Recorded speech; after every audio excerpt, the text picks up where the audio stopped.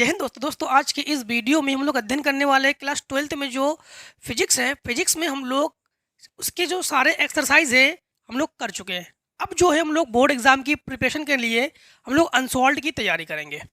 Unsolved अगर आपके पास कोई भी हो, राजीव हो कोई दिक्कत नहीं, अरियंत हो कोई दिक्कत नहीं, अग्रवाल हो कोई दिक्कत नहीं, एचएम हो, एक्स हो, कोई भी अनसॉल्व्ड हो कोई दिक्कत नहीं। बस आप लोग क्या देखोगे, 2024 सेट कर रहे हैं 346 सेट या फिर सेट हो गए। बहुत से अनसॉल्व में क्या होता है कि 346 नहीं दिए जाएंगे, कोड नहीं दिए जाएंगे, तो आप लोग कोई दिक्कत नहीं, केवल आप लोग देखोगे 2024 का या फिर यस सेट, चाहे वो सेट 1 हो, 2 हो, 3 हो, 4 हो, 5 हो, कोई दिक्कत नहीं। केवल क्या सेट देखोगे, या फिर सेट देखोगे और आप लोग मैचिंग करा लोगे और फिर मस्त वीडियो से पढ़ोगे। ठीक, चलो शुरू करते हैं। पहला क्वेश्चन हमारे पास एमसीक्यूज में। ठीक, दो कुछ बच्चे गलतियां करते हैं, गलतियां ना करना। यहाँ पर आप लोग हर एक क्वेश्चन को जैसे मान लो कि या तो लिखोगे कि प्रश्न नंबर 1 या लिखोगे उत्तर नंबर 1 और का को सॉल्व करोगे तो का लिखोगे। रीजन, एग्जामिनर को बिल्कुल दिक्कत नहीं होनी चाहिए, क्योंकि एग्जामिनर का काम क्या होता है, जब भी एग्जामिनर चेक करते हैं तो उनका काम होता है क्वेश्चन पेपर को लेना और फटाक से क्वेश्चन देखना, नंबर देखना और क्वेश्चन देखना, उसके नंबर को देखना और नंबर में कौन सा नंबर कर रहे हो उसे देखना और तुरंत नंबर रखना। और अगर आप लोग ऐसा नहीं करते हो तो उनको दिक्कतें आती है। वो फटाफट 1-2 नंबर, जो चार नंबर का क्वेश्चन होंगे तब भी वो 1-2 नंबर दे के आपको हटा देंगे, क्योंकि काफी थोड़ी रीचेक करोगे दोबारा आप लोग। पहला क्वेश्चन क्या है हमारे पास, पहला क्वेश्चन है ई गतिज ऊर्जा। ई गतिज ऊर्जा के एक कण का लुईस द ब्रॉगली तरंग दैर्घ्य होता है। दे ब्रॉगली तरंग दैर्घ्य पढ़े हो ना, दे ब्रॉगली तरंग दैर्घ्य। तो दे ब्रॉगली तरंग दैर्घ्य का फार्मूला क्या होता है, सबसे पहली बात तो है दे ब्रॉगली तरंग दैर्घ्य को हम लोग किससे लिखते हैं, लेमडा से लिखते हैं। किससे लिखते हैं, लेमडा से लिखते हैं।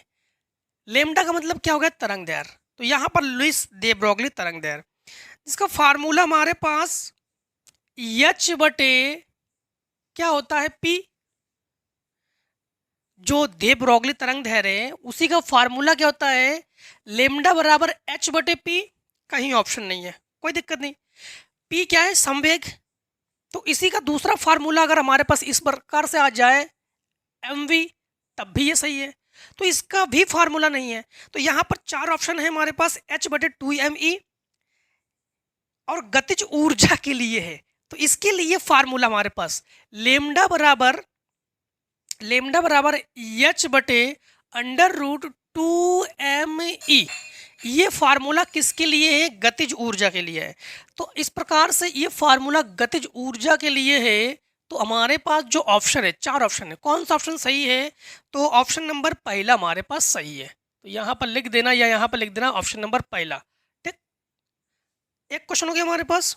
क्वेश्चन नंबर 1 का खा करोगे तो लिखोगे इसे प्रश्न नंबर या उत्तर नंबर 1 करोगे और खा करोगे, कॉपी के बीचों बीच करोगे, कंजूसी वहां पर नहीं करोगे।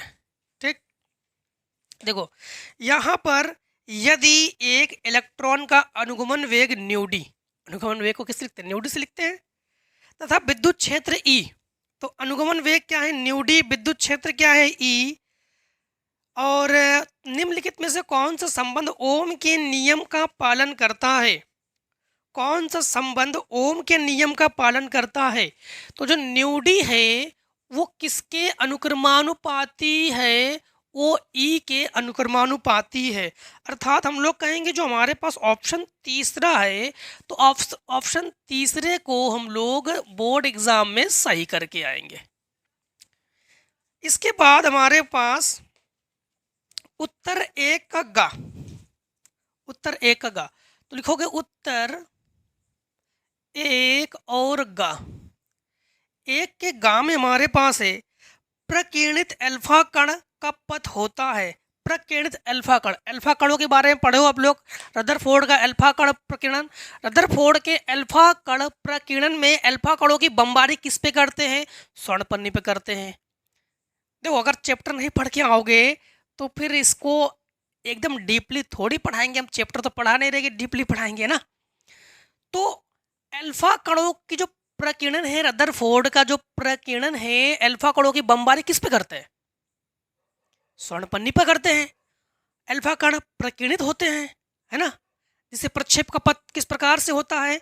तो प्रक्षेप का पथ जो होता है अति परवलयाकार होता है। क्या होता है? अति परवलयाकार होता है। तो ऑप्शन नंबर 4, ऑप्शन नंबर 4 में लिखोगे अति परवलयाकार। ठीक। क्वेश्चन नंबर ग में है उत्तल लेंस की फोकस दूरी अधिकतम है। उत्तल लेंस, उत्तल लेंस की फोकस दूरी अधिकतम है।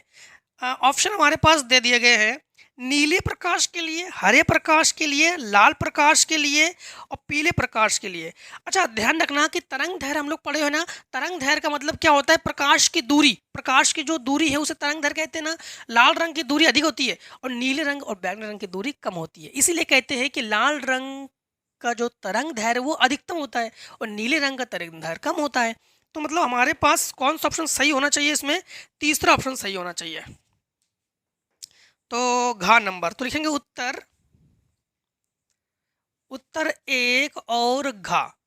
1 के घ में कौन सा ऑप्शन हमारे पास सही होना चाहिए? तीसरा, लाल प्रकाश के लिए। किस प्रकाश के लिए? लाल प्रकाश के लिए। ठीक। अब आप लोग देखोगे क्वेश्चन नंबर 1 का इंगिया नंबर, तो लिखोगे उत्तर 1 और इंगिया। 1 के इंगिया नंबर में यदि प्रकाश धारा परिपथ में केवल धारित्र हो तो परिपथ में व्यय शक्ति होगी। यदि प्रत्यावर्ती धारा, प्रत्यावर्ती धारा, प्रत्यावर्ती धारा को हम लोग, प्रत्यावर्ती धारा के लिए जो हमारे पास आई के लिए फार्मूला है, आई बराबर I naught sine omega T, वोल्टता के लिए वी बराबर V naught sine omega T, सब कुछ पढ़ चुके हैं। प्रत्यावर्ती धारा परिपथ में केवल धारित्र हो तो परिपथ में व्यय शक्ति होगी। व्यय शक्ति का मतलब शक्ति जो है, ये व्यय शक्ति क्या होगी? तो शक्ति जो व्यय होगी तो P बराबर -1। तो जो हमारे पास पावर है वो -1 में थोड़ी ना होगी। शक्ति 0 एकदम थोड़ी ना शक्ति खत्म हो जाएगी।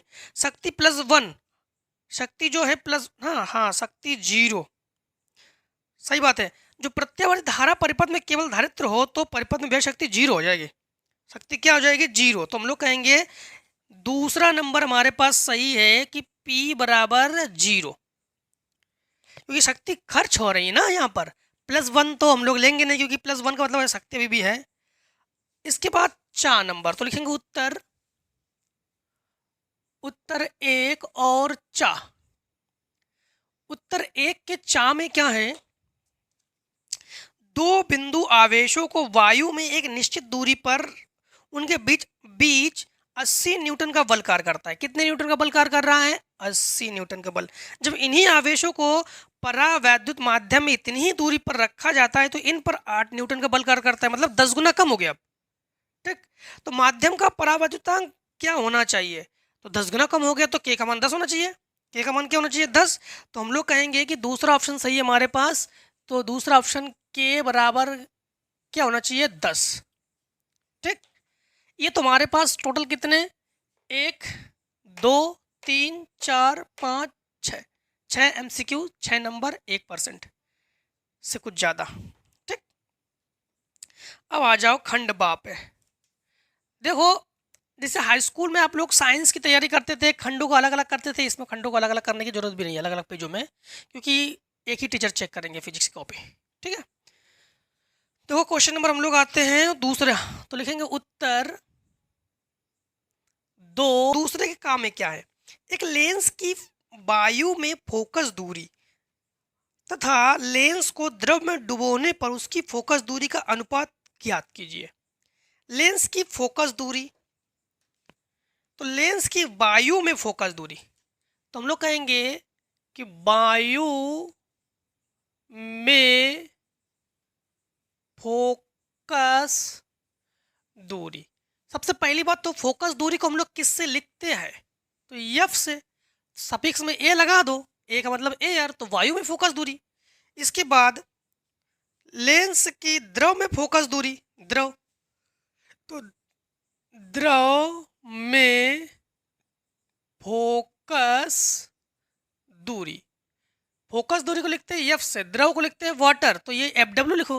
अब इसके लिए इनका कहना है कि फोकस दूरियों का अनुपात ज्ञात कीजिए, तो अनुपात हो जाएगा एफ ए मतलब वायु फोकस दूरी, एफ डब्ल्यू मतलब ये द्रव में फोकस दूरी, जो कि फार्मूला हमारे पास इस प्रकार से लिखेंगे, एन ए माइनस वन, ये अपवर्तनांक है वायु के लिए, बटे, अब इसी को हम लोग बटे में लिखते हैं, कैसे, जो एन ए है तो एन ए बटे एन डब्ल्यू माइनस वन।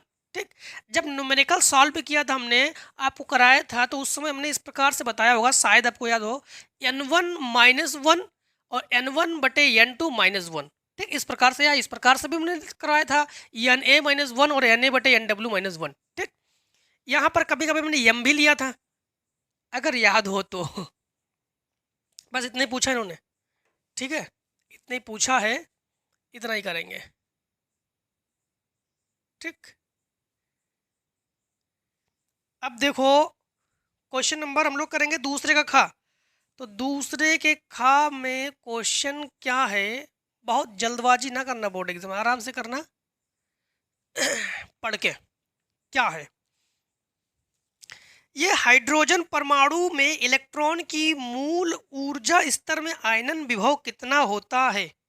ठीक, तो मूल ऊर्जा स्तर, तो क्या पूछा उन्होंने, हाइड्रोजन परमाणु में इलेक्ट्रॉन की, तो लिखोगे आप लोग हाइड्रोजन परमाणु में इलेक्ट्रॉन की, परमाणु में इलेक्ट्रॉन की मूल ऊर्जा स्तर का मान, पांचों श्रेणी पढ़ा चुके थे, आपको पांचों के पांचों श्रेणी पढ़ा चुके थे, लाइमन श्रेणी, बामन श्रेणी, पास्टन श्रेणी, ब्रैकेट श्रेणी, फुंड श्रेणी, पांचों श्रेणी पढ़ चुके आप लोग। श्रेणी में हम लोग n बराबर 1, n बराबर 2, n बराबर 3, n बराबर 4, n बराबर 5 तक रखते हैं, अनंत तक भी रखते हैं। ठीक है, जिसमें प्रथम श्रेणी का मान जो हमारे पास आया था, तो हाइड्रोजन के लिए, हाइड्रोजन के पास तो एक इलेक्ट्रॉन है, इसके लिए हमारे पास ऊर्जा स्तर का मान 13.6 इलेक्ट्रॉन वोल्ट होता है। क्या होता है, 13.6 इलेक्ट्रॉन वोल्ट। इसके बाद दूसरे का गा करोगे, तो लिखोगे उत्तर, उत्तर दूसरे का गा। दूसरे के गा में क्या है, विद्युत चालकता की परिभाषा एवं विमीय सूत्र लिखिए। विद्युत चालकता, सबसे पहली बात तो है, हेडिंग क्या लिखोगे, हेडिंग डालोगे आप लोग विद्युत चालकता। अब विद्युत चालकता फिजिक्स में भी है, विद्युत चालकता केमिस्ट्री में भी है, दोनों के लिए सेम परिभाषा है। विद्युत चालकता किसे कहते हैं, विद्युत चालकता का फार्मूला क्या होता है, सबसे पहली बात तो ये ध्यान रख लो। तो विद्युत चालकता का फार्मूला होता है, चालकता को हम लोग सी से लिख रहे हैं यहाँ पर, ठीक है, कंडक्टिविटी।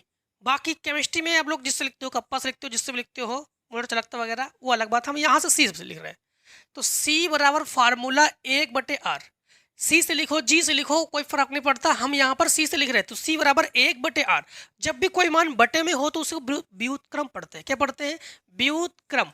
तो हम लोग यहाँ पर क्या कहेंगे, सी का मतलब क्या हुआ, सी का मतलब हमारे पास चालकता है, आर का मतलब क्या है, प्रतिरोध, तो प्रतिरोध के व्युत्क्रम को चालकता कहते हैं, परिभाषा, प्रतिरोध के व्युत्क्रम को चालकता कहते हैं, है ना।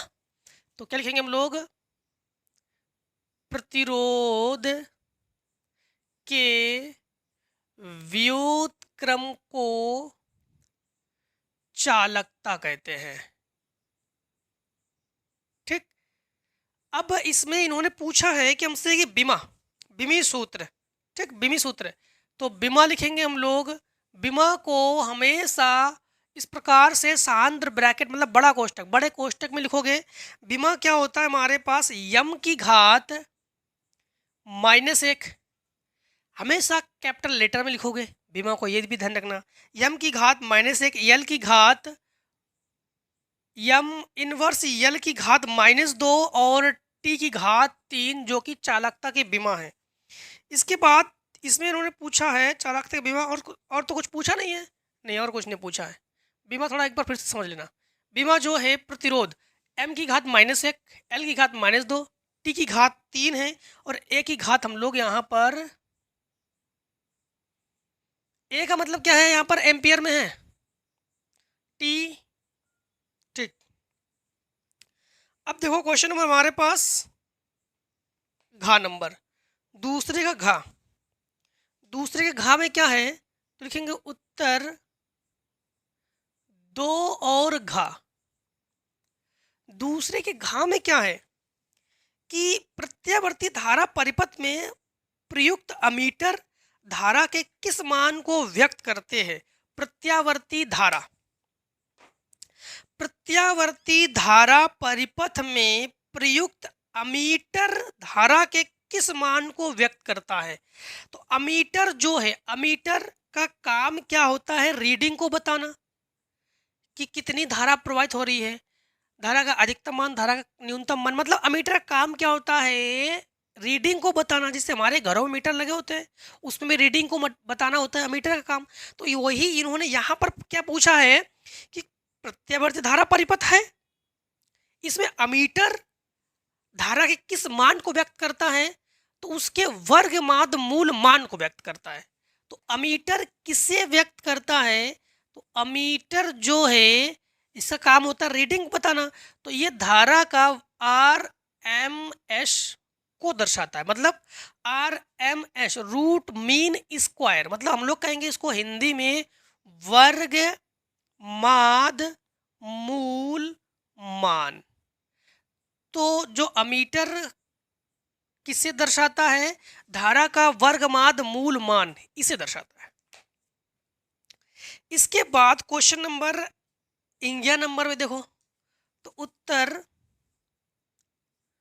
2 और 2 के 11 नंबर में क्वेश्चन क्या है, 2 के 11 नंबर में है होल पर कितना आवेश होता है।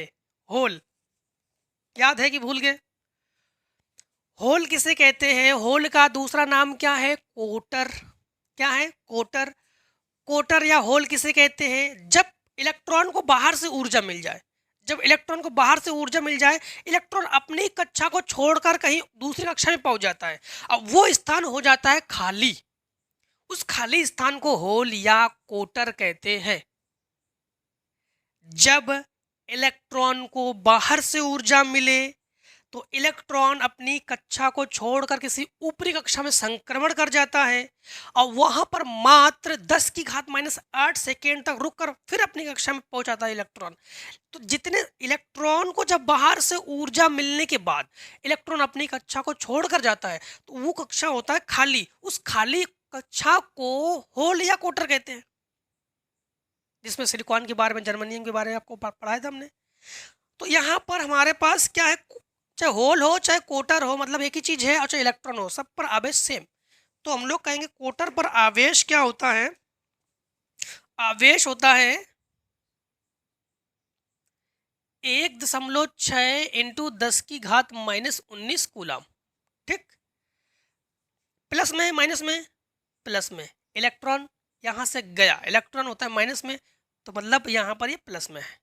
ठीक, क्योंकि यहाँ पर इलेक्ट्रॉन ने कक्षा छोड़ा तभी तो वहाँ पर स्थान खाली, तो उसे ही तो हम लोग कहेंगे प्लस में है। फिर इसका मतलब है कि आप लोग जानते हैं कि कोटर में बहुसंख्यक में कौन होते हैं, बहुसंख्यक में होते हैं हमारे पास धनावेश।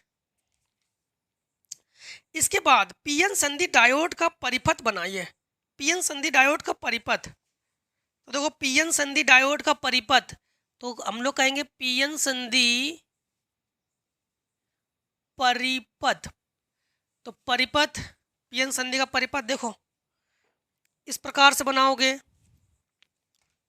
ये इनपुट धारा को एंटर कराने के लिए, ये पी, ठीक, पी है, इसे पी से लगाएंगे, और ये हो गया हमारे पास यन, ये हो गया यन, ये हमारे पास पी है और ये हमारे पास यन है, और ये हो गया आउटपुट।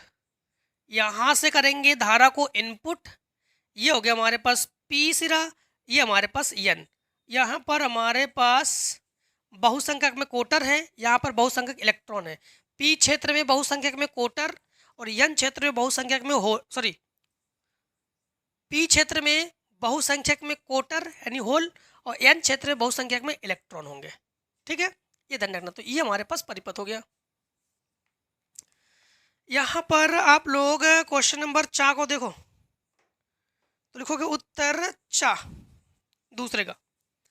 तो उत्तर 2 और चा, उत्तर 2 के चा में क्वेश्चन क्या है कि रेडियो तरंगों एक सूक्ष्म तरंगों में किसकी आवृत्ति अधिक होती है। रेडियो तरंगों तथा एक सूक्ष्म तरंगों में किसकी आवृत्ति अधिक होती है। तो एक रेडियो तरंग ले लो और एक सूक्ष्म तरंग ले लो, इसमें आवृत्ति किसकी अधिक होती है। वेवलेंथ रेडियो तरंग की अधिक है, सबसे अधिक वेवलेंथ का मतलब तरंग दैर्घ्य, परास उसकी दूरियां, ये किसकी अधिक है, रेडियो तरंग की। सूक्ष्म तरंग जो होती है इसकी आवृत्ति अधिक होती है, इसकी जो फ्रीक्वेंसी है वो अधिक होती है। तो हम लोग कहेंगे कि जो सूक्ष्म तरंग है माइक्रोवेव जिसको अंग्रेजी में कहते हैं, तो सूक्ष्म तरंग की जो आवृत्ति है वो किससे अधिक है, वो रेडियो तरंगों से अधिक है। सूक्ष्म तरंग की जो आवृत्ति है तो हम लोग कहेंगे अर्थात सूक्ष्म तरंगों की आवृत्ति रेडियो तरंगों से अधिक होती है। ठीक, से अधिक होती है। अब क्वेश्चन नंबर आप लोग तीसरे को देखोगे, खंड सा। तो काम करो, तीसरे को देखने से पहले इतने को स्क्रीनशॉट कर लो। हाँ,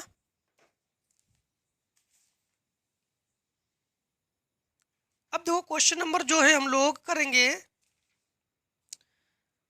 खंड 7 तीसरा।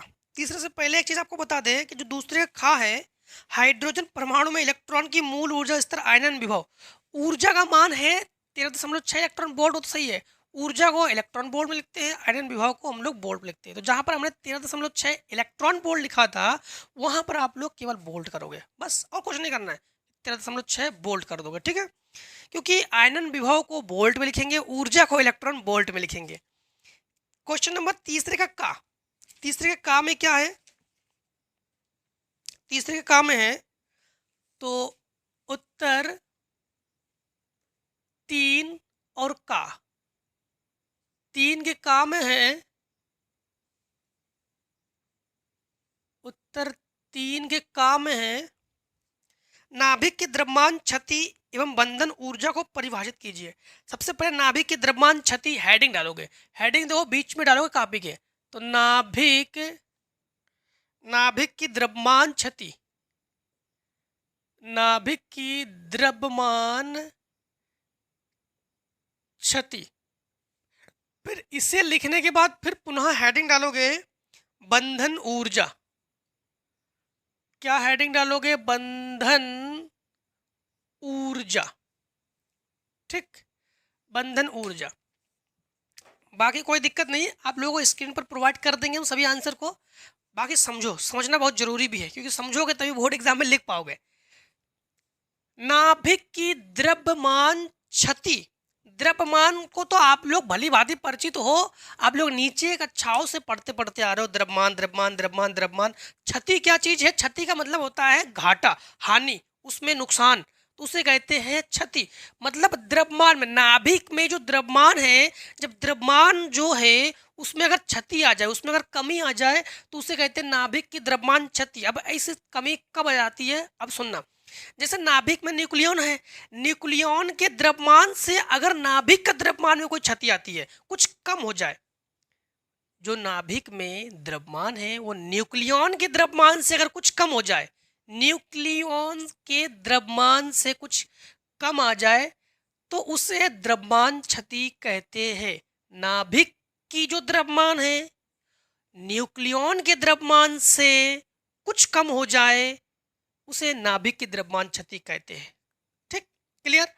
बंधन ऊर्जा किसे कहते हैं? बंधन का मतलब देखो इसमें साफ साफ है, बंधन बांधना, ऊर्जा किसे बांधोगे? नाभिक में कौन है? नाभिक में है नाभिक का काम क्या होता है? न्यूक्लियन को बांधना। तो न्यूक्लियन को बांधे रखने के लिए जो ऊर्जा की आवश्यकता होती है, न्यूक्लियन को रोकने के लिए जो ऊर्जा की आवश्यकता होती है उसे कहते हैं बंधन ऊर्जा। क्लियर।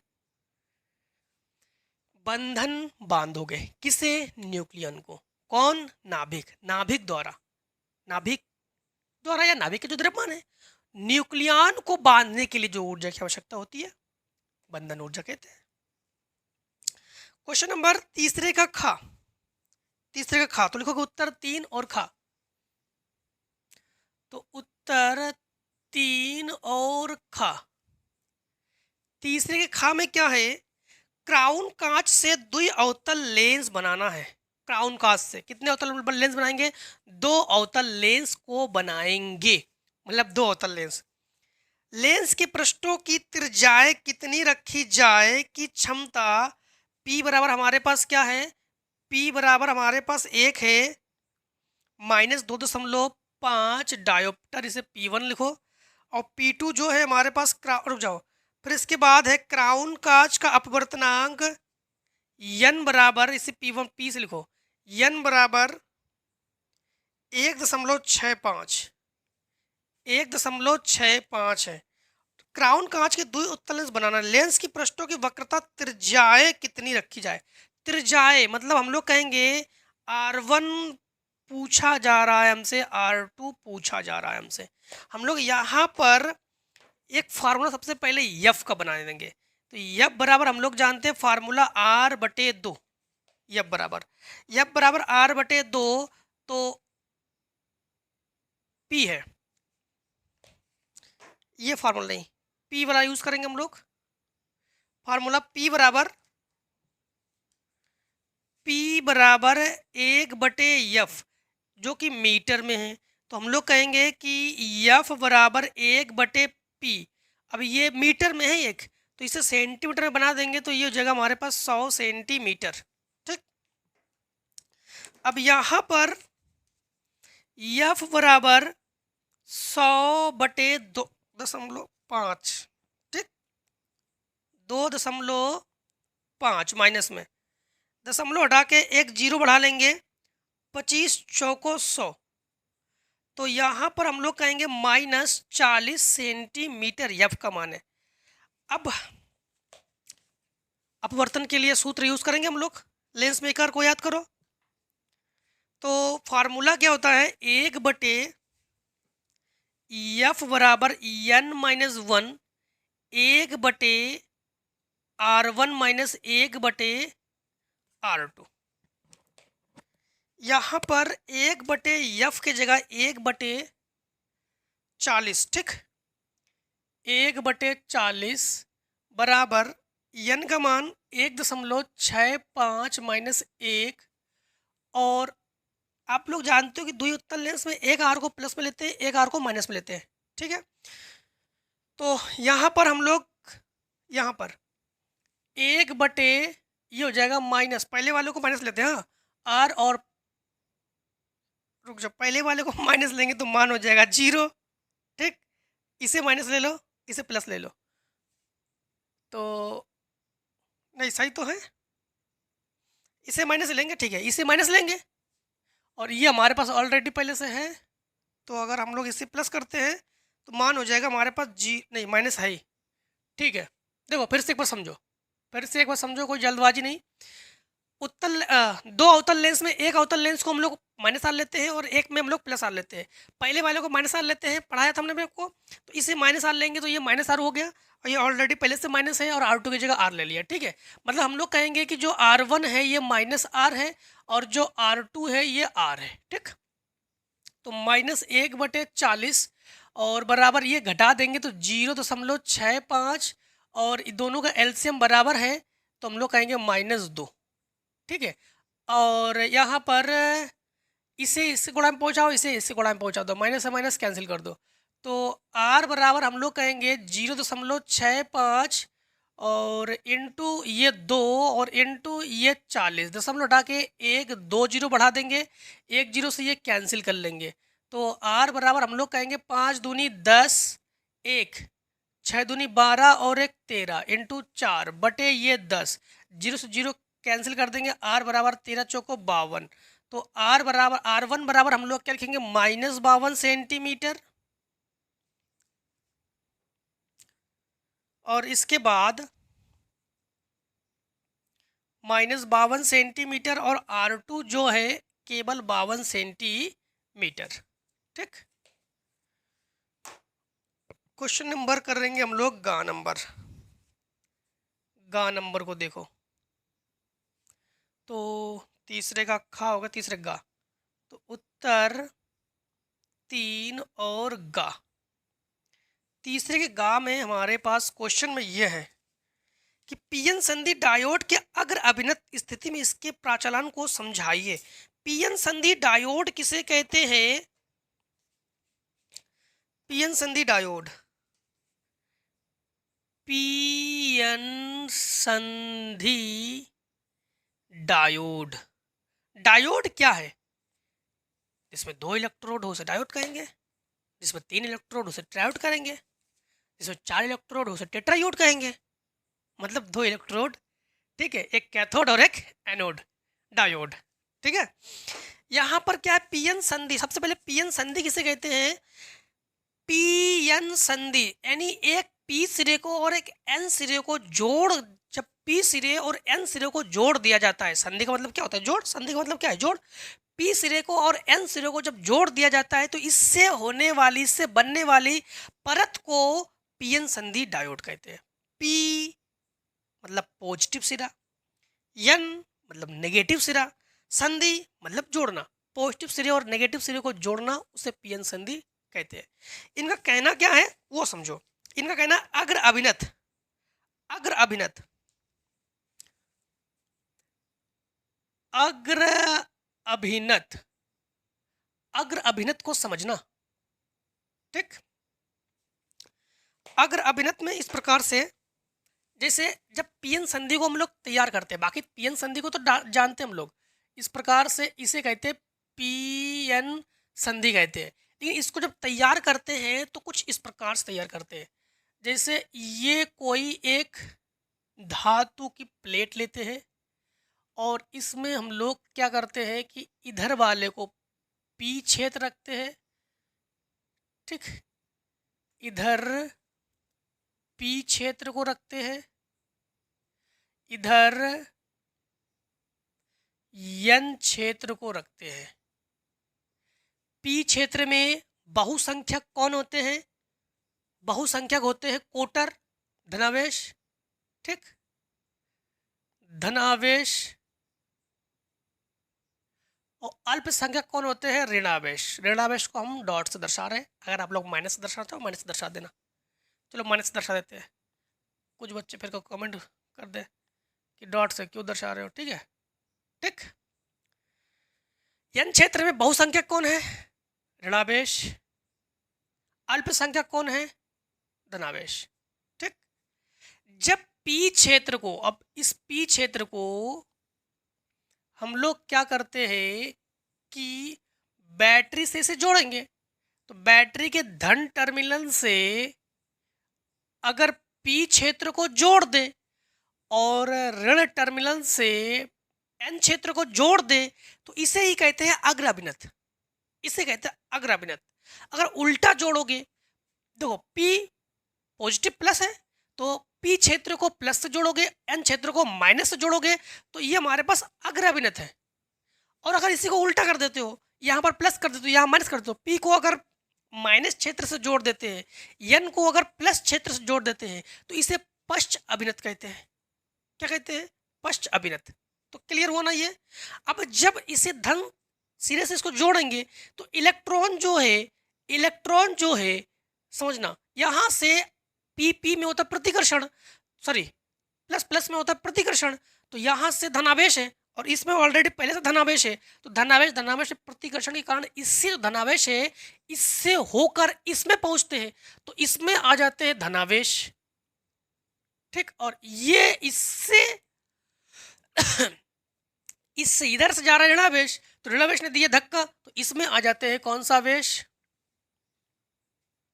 इसमें आते हैं अधिकतर ऋणावेश, अब बचे इसमें कम मात्रा में धनावेश, ठीक है। एक चीज ध्यान रखना, जब आप लोग चित्र बनाओगे इसमें अधिकतर धनावेश इसमें अधिकतर ऋणावेश बनाना, हम आपको समझा रहे हैं इसलिए ऐसे बना दे रहे हैं हम, ठीक है। अब जब यहाँ से ये जो धनावेश गतिमान होते हैं किससे होते हैं, एक पतली बहुत पतली परत होती है, उस परत से होकर इधर की ओर धनावेश और ऋणावेश ऐसे गतिमान होते हैं, ठीक है। धनावेश ऋणावेश, ये ऋणावेश की गति है, इधर धनावेश की गति है, इससे एक परत का निर्माण होता है, उस परत को हम लोग कहते हैं अवक्षय परत। क्या कहते हैं, अवक्षय अपक्षय परत। इस परत को हम लोग क्या कहते हैं, अपक्षय परत। चलो दुनियादारी से मतलब नहीं है, सिंपल सी बात है, प्लस वाले से पी को जोड़ो, माइनस वाले को एन से जोड़ो और अग्र अपने तो बन गया, ठीक। बाकी आपको समझाना था इसलिए समझा दिया हमने, ठीक, क्लियर। हाँ अब देखो क्वेश्चन नंबर घा नंबर, तो तीसरे का घा, ठीक, तो लिखोगे तीसरे का घा, तो उत्तर 3 और घा। तीसरे के घा में हमसे इन्होंने पूछा है कि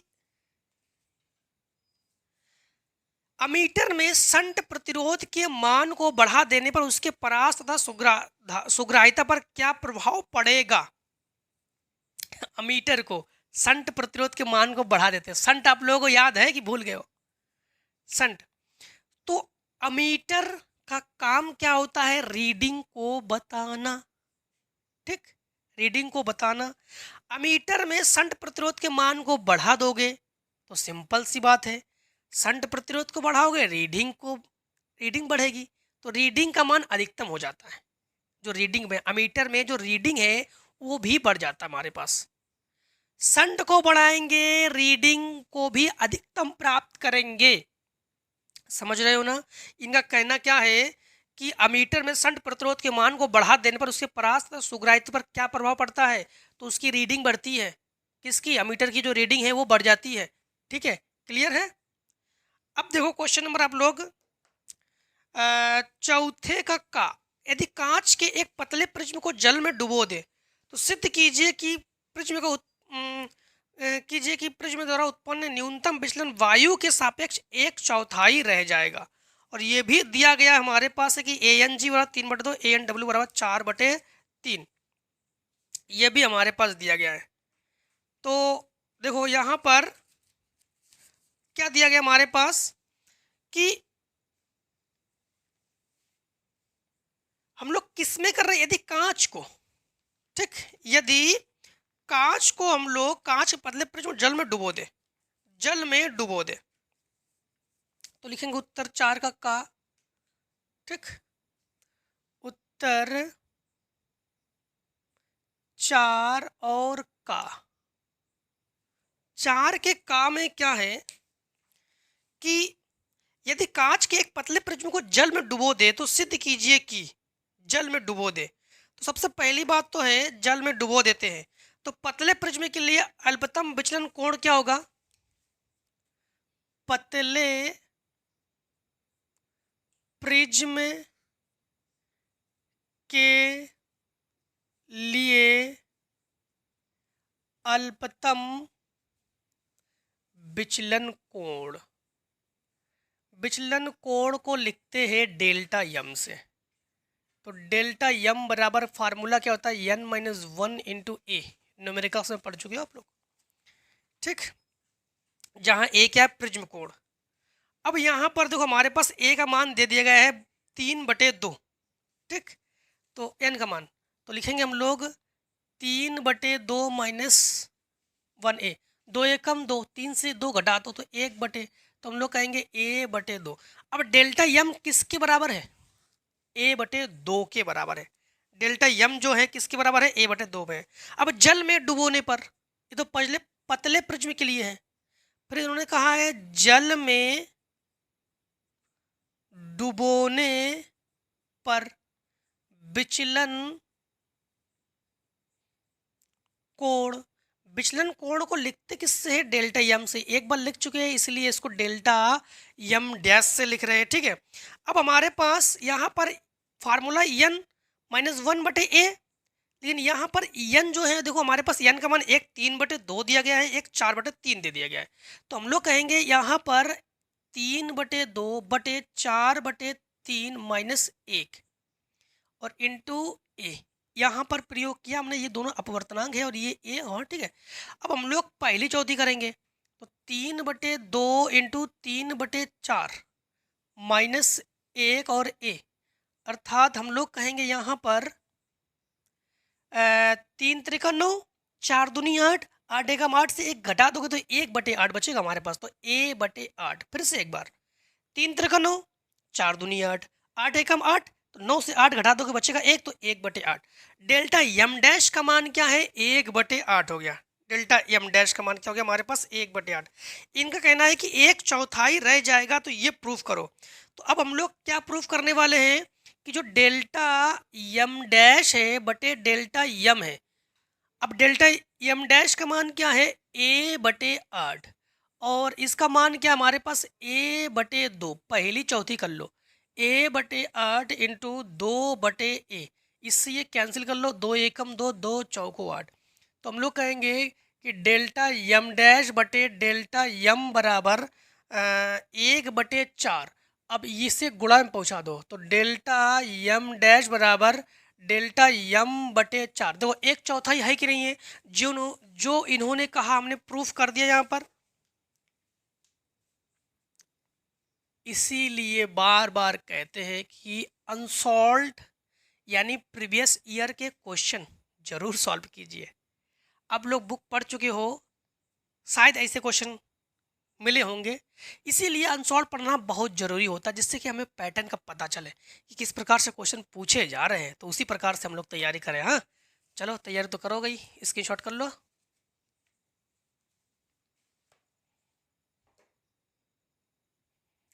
देखो अब हम लोग क्वेश्चन नंबर 4 का खा करेंगे।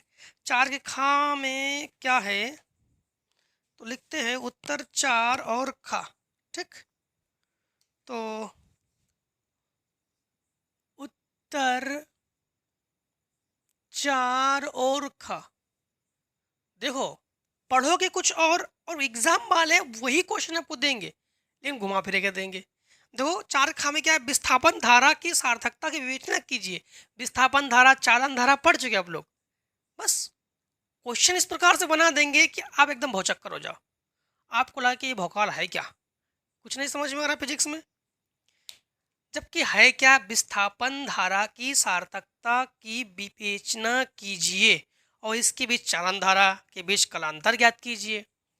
तो चालन धारा को, सबसे पहली बात तो है विस्थापन धारा को हम लोग किससे लिखते हैं, तो जो विस्थापन धारा है उसको आईडी से लिखते हैं, जो चालन धारा है उसे आईसी से लिखते हैं। और एक बार हम लोग निगमन भी कर चुके थे कि विस्थापन धारा जो है किसके बराबर है, चालन धारा के बराबर है। तो फार्मूला क्या होता है हमारे पास विस्थापन धारा के लिए, आई डी बराबर एप्सिलॉन नॉट डी फाई बटे डी टी। तो इन्होंने फार्मूला देखो इस प्रकार से, इन्होंने कलांतर के लिए यही पूछा हमसे इन्होंने, लेकिन उन्होंने पूछा क्या हमारे पास कि विस्थापन धारा की सार्थकता की विवेचना कीजिए और इसके बीच चालन धारा के बीच कलांतर ज्ञात कीजिए।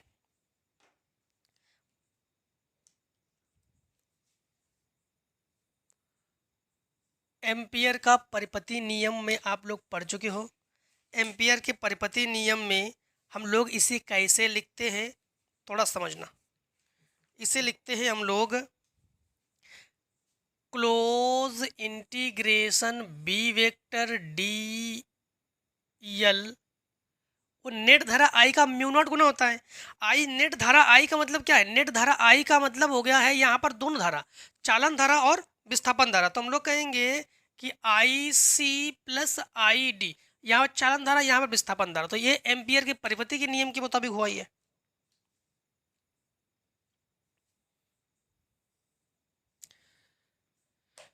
क्वेश्चन नंबर देखो आप लोग चौथे का गा नंबर, चौथे का गा नंबर को देखो। ठीक, तो देखो उत्तर 4 का गा, उत्तर 4 और गा।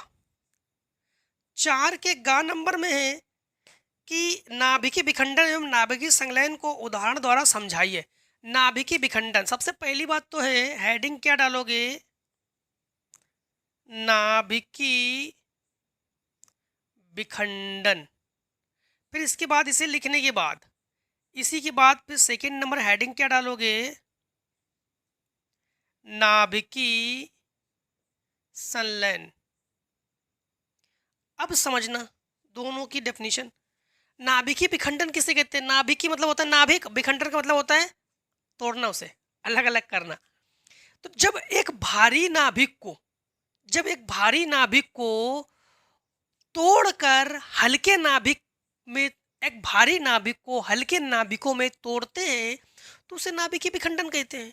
नाभिकीय का मतलब होता है नाभिक, भारी नाभिक, और विखंडन का मतलब होता है तोड़ना।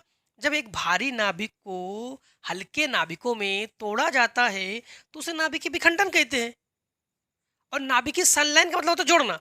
जब एक कई हल्के नाभिकों को जोड़कर एक भारी नाभिक के रूप में बनाया जाता है तो उसे नाभिकीय संलयन कहते हैं।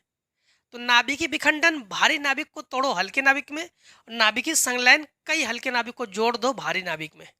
ठीक, भारी नाभिक में जैसे यूरेनियम लेते हैं, यूरेनियम लेते हैं, थोरियम लेते हैं।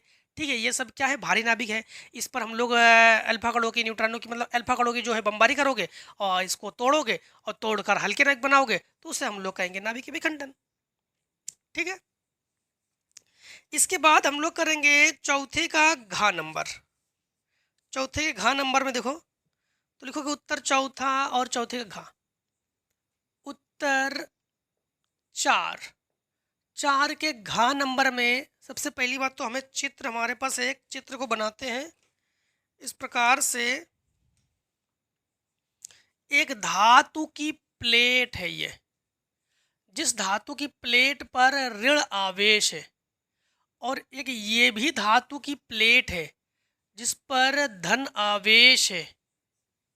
ठीक, धन आवेश है, और इनके बीच जो वोल्टेज की बात की गई है वो वोल्टेज है 100 वोल्ट, और सॉरी 1000 वोल्ट। और इसके बाद यहाँ पर, यहाँ से ये जो बल लग रहा है ये QE है, और यहाँ पर जो इसका भार है वो mg है। ठीक, और ध्रुव हमारे पास P है, और इनके बीच की दूरी जो है वो 2 सेंटीमीटर है।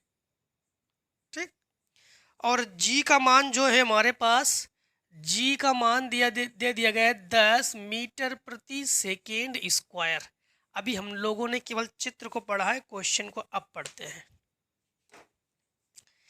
प्लास्टिक की एक गोली P जिसका द्रव्यमान 3.2 × 10⁻⁻15 किलोग्राम है। द्रव्यमान को हम लोग किससे लिखते हैं? द्रव्यमान को हम लोग लिखते हैं यम से। द्रव्यमान को हम लोग किससे लिखते हैं? यम से। तो लिखते हैं इसको यम बराबर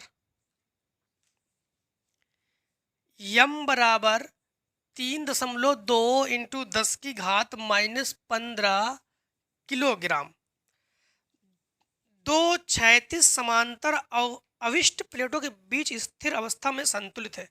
गोली पर कितने इलेक्ट्रॉन सामान्य से कम या अधिक होंगे?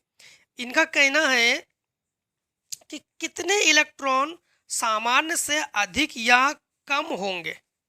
तो देखो यहाँ पर आप लोग देख पा रहे हो कि वैद्युत क्षेत्र धन प्लेट पर ऋण प्लेट की ओर बल जो है हमारे पास, देखो ये बल है, तो हम लोग कहेंगे धन प्लेट से, यानी धन प्लेट से ऋण प्लेट की ओर बल। मतलब देखो, धन से ऋण की ओर, ऊपर की ओर बल है, तो बल को लिखते हैं एफ से, जो कि हमारे पास है क्यू ई। अब जो ऋण प्लेट से धन प्लेट की ओर भार है, एम जी का मतलब क्या हो गया, भार, ठीक है। तो जो कि हमारे पास हम लोग कहेंगे ऋण प्लेट से धन प्लेट की और जो भार है वो हमारे पास है एम जी। क्या है, एम जी, ठीक। और इसके बाद इन्होंने ये भी दिया हमारे पास कि कितने इलेक्ट्रॉन सामान्य से कम होंगे या अधिक होंगे। अब यहाँ पर जो फार्मूला हम लोग फिट करेंगे, अच्छा फार्मूला जो फिट करेंगे वो हम लोग वैद्युत क्षेत्र का फार्मूला, क्योंकि ये दोनों में वैद्युत क्षेत्र है। अब वैद्युत क्षेत्र का फार्मूला क्या होता है, वैद्युत क्षेत्र को लिखते हैं हम लोग किससे, ई से। ई बराबर के क्यू बटे आर स्क्वायर कर सकते हैं, और हम लोग जानते हैं कि v बराबर के क्यू बटे आर होता है, तो हम लोग v बटे डी कर सकते हैं, मतलब आर की जगह डी ले रहे हैं हम लोग बीच की दूरी में, तो हम लोग कहेंगे v बटे डी। ये भी निगमित कराया था हमने। तो वैद्युत क्षेत्र E बराबर हम लोग फार्मूला क्या लगा देंगे, b बटे डी। यहाँ पर हम लोग कहेंगे कि v इसलिए ले रहे हैं विभव के लिए, तो E बराबर विभव का मान है 1000 बटे डी, 2 सेंटीमीटर है, तो 2 इंटू 10 की घात माइनस 2। सेंटीमीटर को हम लोगों ने किसे कन्वर्ट किया, मीटर में। इसके ऊपर ले जाओ इसे, तो इसे काटो तो ये हो गया 500।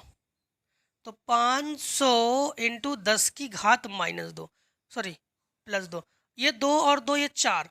तो E बराबर हम लोग कह सकते हैं कि 5 इंटू 10 की घात 4 न्यूटन प्रति कूलम। हमें E हम लोगों ने ज्ञात किया, हमें से इन्होंने पूछा है कितने इलेक्ट्रॉन, मतलब इलेक्ट्रॉन ज्ञात करेंगे। क्या ज्ञात करेंगे हम लोग, इलेक्ट्रॉन ज्ञात करेंगे।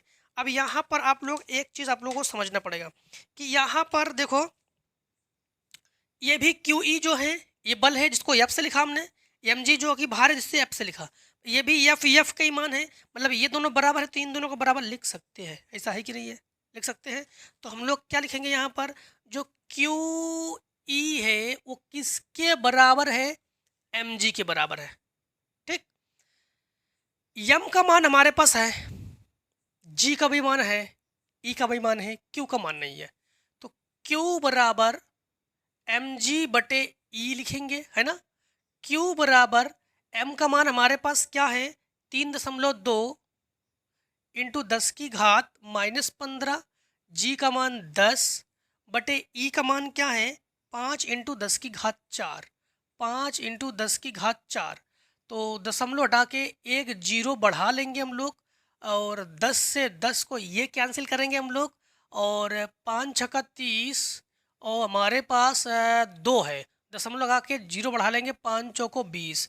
तो Q बराबर 6.4 इंटू 10 की घात माइनस 15, और इस 4 को ऊपर ले जाओ तो -4, ठीक। तो Q बराबर हम लोग कहेंगे कि 10.4 इंटू 10 की घात -19, क्योंकि घात प्लस में ऊपर ले जाएंगे तो घात हो जाएगी माइनस में, तो ये 5 4 15 4 19, ठीक, कूलम।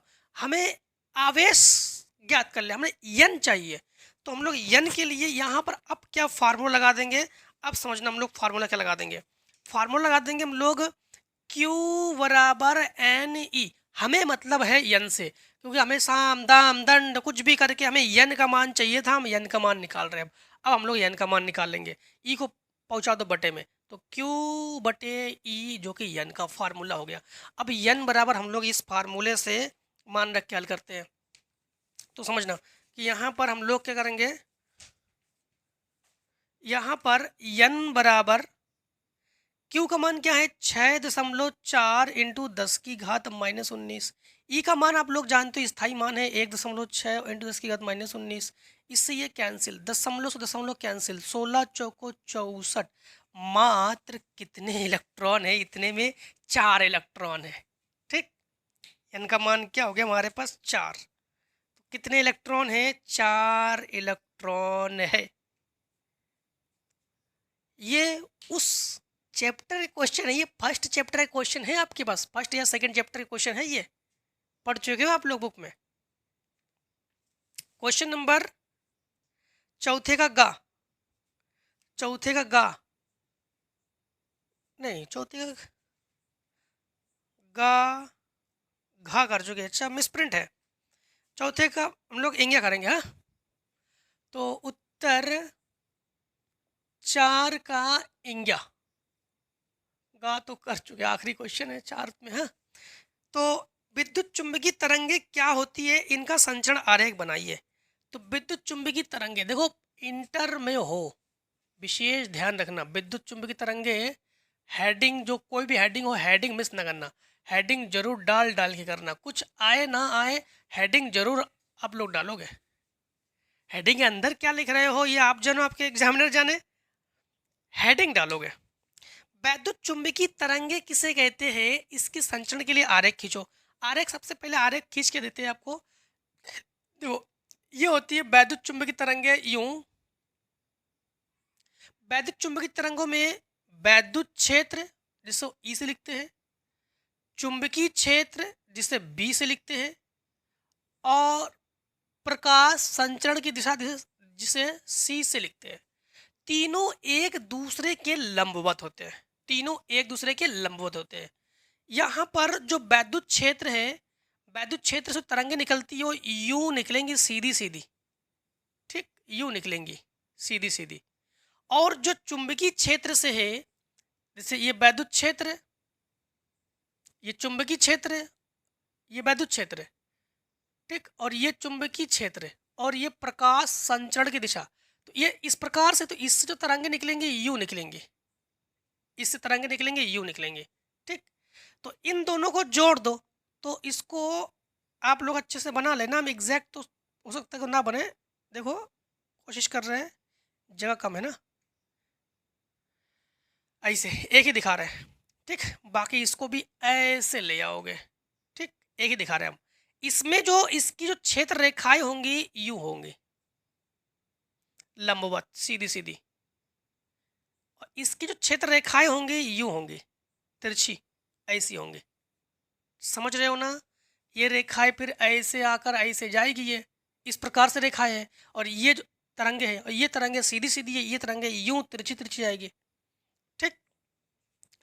तो यहाँ वैद्युत चुंबकीय तरंगे किसे कहते हैं? वैद्युत चुंबकीय तरंगे, मैक्सवेल वाले लेसन को याद कर लो, मैक्सवेल जी बता चुके थे कि वैद्युत चुंबकीय तरंगों को संचरण के लिए माध्यम की आवश्यकता नहीं होती है। कुछ बच्चे गलती कर जाते हैं, वैद्युत चुंबकीय तरंगों को संचित करने के लिए माध्यम की आवश्यकता नहीं होती, तो क्या वो बिना माध्यम में चल नहीं सकती तरंगे? बिल्कुल चल सकती है। तो वैद्युत चुंबकीय तरंगों को संचित करने के लिए माध्यम की आवश्यकता नहीं होती, मतलब बिना माध्यम के चल सकती है। वैद्युत वैद्युत चुंबकीय तरंगे जो होती है वो निर्वात में चल सकती है, और निर्वात में इसकी चाल होती है 3 × 10⁸ मीटर पर सेकेंड। तो वैद्युत चुंबकीय तरंगे क्या होती है? वैद्युत चुंबकीय तरंगे वह तरंगे, इस प्रकार तरंगे होती है जो जो प्रकाश संचरण की दिशा में अभिलंबत गति करती रहती है। देखो, अभिलंबत, इस प्रकार से, इस प्रकार से अविलंबित गति करती रहती है। इन तरंगों को संचरित करने के लिए कोई माध्यम की आवश्यकता नहीं होती है। फिर भी इनकी जो चालें होती है प्रकाश के चाल के बराबर होती है। जिस प्रकार से प्रकाश की चाल 3 × 10⁸ मीटर पर सेकेंड है, तो इसकी भी चाल 3 × 10⁸ मीटर पर सेकेंड है, ठीक है। क्वेश्चन नंबर आ जाओ आप। अच्छा, इसमें और भी है, विद्युत क्षेत्र और चुंबकीय क्षेत्र आयाम को दिखाइए। दिखा दिया हमने आयाम को। आयाम के लिए बस एक काम करना होगा, मैं आयाम के लिए यहाँ नोट लगा दो, यहाँ नोट लगा दो, बन गया आयाम। ये विद्युत क्षेत्र के लिए आयाम, ये चुंबकीय क्षेत्र के लिए आयाम, ठीक, बस यही है। हाँ, आयाम की बात उन्होंने कहा था, आयाम दिखा दिया हमने। क्वेश्चन नंबर 5 में का, तो लिखोगे उत्तर, उत्तर 5 और का। 5 के का में क्वेश्चन है, व्यतिकरण को परिभाषित कीजिए, संपोषी व्यतिकरण और विनाशी व्यतिकरण की दशाएं लिखिए। तो सबसे पहली बात तो है, हेडिंग क्या डालोगे? व्यतिकरण। हेडिंग क्या डालोगे? व्यतिकरण। इसके बाद हेडिंग क्या डालोगे, संपोषी व्यतिकरण। अब आप लोग कहोगे एक ही हेडिंग मिली है हम लोगों को, जो कि इससे जान परिचय है हम लोग। फिर कहोगे विषमपोषी व्यतिकरण, विषमपोषी व्यतिकरण। व्यतिकरण किसे कहते हैं? व्यतिकरण में तरंगों को हम लोग जोड़ते हैं। जैसे मान लो कि ये कोई यूं तरंगे जा रही है और एक कोई फिर यूं तरंगे जा रही है, इन तरंगों को जोड़ दो और तरंगों को जोड़ने के बाद अगर उच्च आवृत्ति की तरंगे प्राप्त हो तो उसे कहते हैं संपोषी व्यतिकरण। मतलब दो तरंगों को जोड़ना फिजिक्स में अध्यारोपण कहते हैं। ठीक है, तरंगों के अध्यारोपण के फलस्वरूप, तरंगों के अध्यारोपण के फलस्वरूप यदि उच्च आवृत्ति की तरंगे प्राप्त हो तो उसे संपोषी व्यतिकरण कहते हैं। इसी प्रकार तरंगों, फिर इस प्रकार से एक तरंगे ले जाओ और इस प्रकार से एक तरंगे ले जाओ, पर इससे जो तरंगे प्राप्त करेंगे वो निम्न आवृत्ति की तरंगे प्राप्त करेंगे। ठीक, अब समझना, तरंगों के अध्यारोपण के फलस्वरूप यदि निम्न आवृत्ति की तरंग को प्राप्त करते हैं तो उसे विषमपोषी, सॉरी यहाँ पर विषमपोषी नहीं यहाँ पर लिखेंगे विनाशी। ठीक, क्या लिखेंगे? विनाशी। फिर से एक बार, तरंगों के अध्यारोपण, अध्यारोपण का मतलब क्या होता है? योग, जोड़ना। तरंगों के अध्यारोपण, ये अध्यारोपण है, तरंगों के अध्यारोपण के फलस्वरूप उच्च तीव्रता उच्च आवृत्ति की तरंगों को प्राप्त करना संपोषी व्यतिकरण कहते हैं। तरंगों के अध्यारोपण के फलस्वरूप निम्न आवृत्ति या निम्न तरंग तीव्रता के तरंगों को प्राप्त करना विषमपोषी व्यतिकरण कहते हैं। ठीक, तो मतलब हम लोग कह सकते हैं व्यतिकरण किसे कहते हैं? तो तरंगों के अध्यारोपण के फलस्वरूप उच्च आवृत्ति की तरंग और निम्न आवृत्ति की तरंग को प्राप्त करने की विधि को व्यतिकरण कहते हैं। तरंगों के अध्यारोपण के फलस्वरूप उच्च तीव्रता और निम्न तीव्रता के तरंगों को प्राप्त करना उसे व्यतिकरण कहते हैं। व्यतिकरण के दो प्रकार है, दो प्रकार, संपोषी व्यतिकरण, विनाशी व्यतिकरण। जिसमें तीव्रता उच्चतम होती है उसे संपोषी व्यतिकरण, जिसमें तीव्रता निम्नतम होती है उसे विनाशी व्यतिकरण। क्वेश्चन नंबर 5 में के खा से पहले इतने को शॉर्ट कर लो। 5 में का खा करेंगे हम लोग। ठीक, क्वेश्चन नंबर 5 में का खा। क्वेश्चन नंबर 5 में खा में देखो हमारे पास न्यूमेरिकल्स है। ठीक, न्यूमेरिकल्स है। इसमें क्वेश्चन नंबर में हमसे ये पूछा गया है कि ऑक्सीजन का जो परमाणु मतलब O8 O16 का परमाणु द्रव्यमान हमारे पास 16.00 एटॉमिक मास ऑफ यूनिट यानी AMU है। इसकी प्रति न्यूक्लियॉन बंधन ऊर्जा ज्ञात कीजिए। इलेक्ट्रॉन का द्रव्यमान हमारे पास दे दिया गया है और प्रोटॉन का द्रव्यमान भी दे दिया गया है, न्यूट्रॉन का द्रव्यमान भी दे दिया गया है। और एक AMU मतलब एटॉमिक मास ऑफ यूनिट जो है 9 से 31 MeV में है हमारे पास। तो इसे अब लोग ज्ञात करेंगे। देखो कैसे ज्ञात करते हैं, सबसे पहले समझना इसके। तो हम लोग लिखेंगे उत्तर 5 में का खा। ठीक, उत्तर 5 में का खा। तो उत्तर 5 और खा, सबसे पहली बात तो क्या क्या है ये समझना। तो यहाँ पर जो लिखोगे आप लोग 8 ऑक्सीजन का परमाणु क्रमांक है, 16 ऑक्सीजन का भार है। नाभिक का जो द्रव्यमान है, जो नाभिक का द्रव्यमान निकालेंगे हम लोग। हाँ, नाभिक का द्रव्यमान, ठीक, इसे ज्ञात करेंगे। तो ये जब ज्ञात करेंगे तो ये होता है हमारे पास परमाणु का द्रव्यमान, परमाणु का द्रव्यमान माइनस, अब यहां पर देखो इसके 8 इलेक्ट्रॉन हैं तो हम लोग कहेंगे 8 इलेक्ट्रॉन का द्रव्यमान, क्योंकि परमाणु की ये जो ऑक्सीजन है इसका परमाणु क्रमांक क्या है 8, तो 8 इलेक्ट्रॉन। यहाँ पर देखो हमारे पास साफ साफ है कि परमाणु का द्रव्यमान हमारे पास 16 दो लिखा है द्रव्यमान, परमाणु का द्रव्यमान स्टार्टिंग में।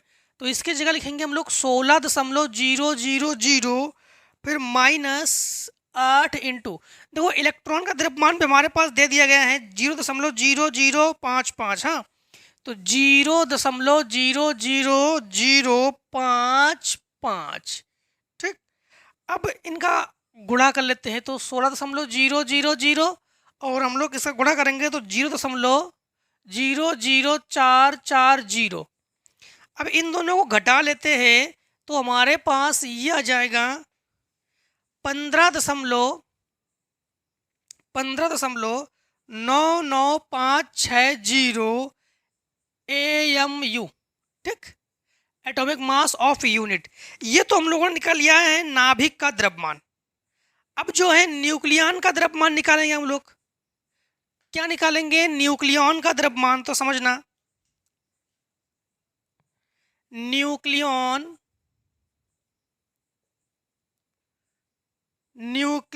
का द्रव्यमान,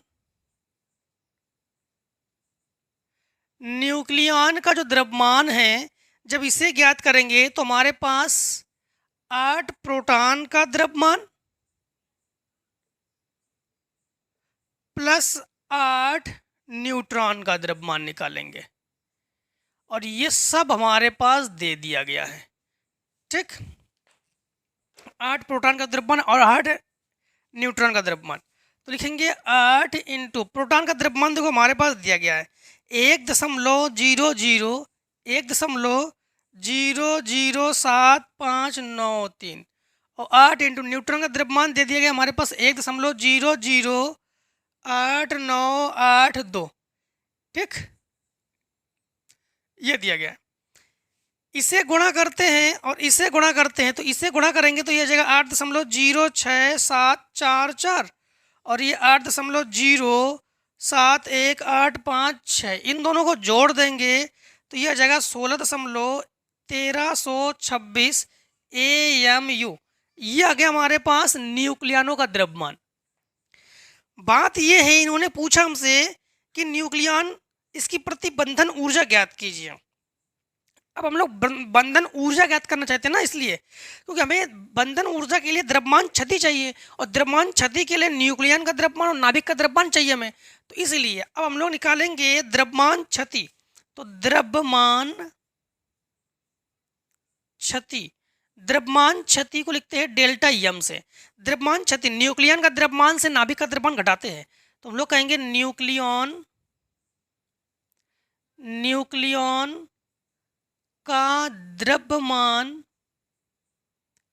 माइनस नाभिक का द्रव्यमान। तो द्रव्यमान क्षति न्यूक्लियन के द्रव्यमान जब हम लोग से नाभिक के द्रव्यमान को घटा देंगे उसे द्रव्यमान क्षति कहेंगे। तो इससे इसे घटा दो तो डेल्टा यम जब घटा दोगे तो आपके पास बचेगा, देख लो 0.17137। ठीक, घटाओ इससे 137 AMU। इससे इसे घटाओगे तब ये बचेगा 0.137। अब हम लोग ज्ञात करेंगे बंधन ऊर्जा। बंधन ऊर्जा के लिए द्रव्यमान क्षति चाहिए, इसलिए हम लोगों ने ये निकाला बंधन ऊर्जा। बंधन ऊर्जा हमारे पास फार्मूला होता है डेल्टा एम इंटू 931। ठीक, 931। तो बंधन ऊर्जा हमारे पास जब ज्ञात करेंगे तो ये हमारे पास दिया गया 0.137 इंटू 931। अब जब इसे हम लोग गुणा कर लेंगे तो हमारे पास आ जाएगा 127.547। ठीक, ये आ जाएगा। अब इनका कहना है कि प्रति न्यूक्लियन बंधन ऊर्जा, प्रति न्यूक्लियन, तो यहाँ पर हम लोग प्रति न्यूक्लियन बंधन ऊर्जा निकालेंगे। तो प्रति न्यूक्लियन बंधन ऊर्जा, प्रति न्यूक्लियन बंधन ऊर्जा जब हम लोग ज्ञात करेंगे तो यहाँ पर ऑक्सीजन का परमाणु क्रमांक क्या है 8 और 16 द्रव्यमान है, तो इससे ज्ञात करेंगे। तो हम लोग लिखेंगे 127.547 और भाग 16 से देंगे हम लोग, जब 16 से देंगे तो हमारे पास ये आ जाएगा कि 7.97, ठीक, MeV प्रति न्यूक्लियन, ये हमारे पास आ जाएगा। ठीक, और बस इसे ही आंसर रख लो, इसे ही जो है आंसर रख लो। अब आप लोग उत्तर 5 में का गा, उत्तर 5 और गा, 5 में के गा में क्या है, 5 में के गा में है दो समांतर धारावाही चालकों के बीच लगने वाले बल की प्रकृति ज्ञात कीजिए। नंबर 1, चालक में धारा की दिशा समान है। नंबर 2, चालक की धारा की दिशा विपरीत है। मतलब चालक के बारे में है, इनका कहना क्या है कि दो समांतर, तो एक काम करते हैं, देखो इसे जो ना नंबर 1 क्या है, चालक की धारा दिशा के समान में है, और नंबर 2 क्या है, चालकों की धारा की दिशा विपरीत में है। ठीक, विपरीत में है। तो इसे जो है आप लोग स्क्रीन पर देख लो, स्क्रीन पर देखो, इस प्रकार से इसके फिगर को बनाओगे, इस प्रकार से लिखोगे, क्योंकि जो भाषा टाइप के होंगे उसे सब स्क्रीन पर दिखाई जाएंगे। ठीक है, फिर क्वेश्चन नंबर देखो, घा नंबर में है 5 में का घा, लिखोगे उत्तर 5 और घा, उत्तर 5 के घा, 5 के घा में है व्हीटस्टोन सेतु की संतुलन की अवस्था में उसकी भुजाओं के प्रतिरोधों के बीच संबंध स्थापित कीजिए। तो संबंध, व्हीटस्टोन सेतु के बीच जो संबंध है, इनका कहना है संबंध स्थापित कीजिए। तो संबंध स्थापित का मतलब होता है निगमन करना है आपको। तो व्हीटस्टोन सेतु में हम लोग जानते हैं कि व्हीटस्टोन सेतु में टोटल कितने प्रतिरोध लेते हैं, 4 प्रतिरोध लेते हैं। यहाँ पर प्रतिरोध P, यहाँ पर प्रतिरोध ले लोगे आप लोग Q, यहाँ पर प्रतिरोध ले लोगे R, यहाँ प्रतिरोध लोगे यश। ठीक, यश। यहाँ पर हम लोग एक यहाँ से धारा प्रवाहित कर रहे हैं, यहाँ पर एक कुंजी लगा देते हैं। जैसे धारा यहाँ पर जाकर 2 भागों में बटेगी, इसमें I1 धारा और इसमें I2 धारा, तो I1 धारा इससे भी होकर जाएगी। यहाँ पर हम लोग गैल्वेनोमीटर लगा देते हैं, नगण्य धारा बहेगी इसमें। ठीक, और इसमें भी I2 धारा जाएगी, और यहाँ पर आकर फिर से I1 आई तो यहाँ पर I धारा बहेगी। ठीक है, अब यहाँ पर समझना, यहाँ पर बंद पाश का नियम ले लेंगे, ABCD। ठीक, तो समझना यहाँ पर बंद पाश का नियम लेंगे।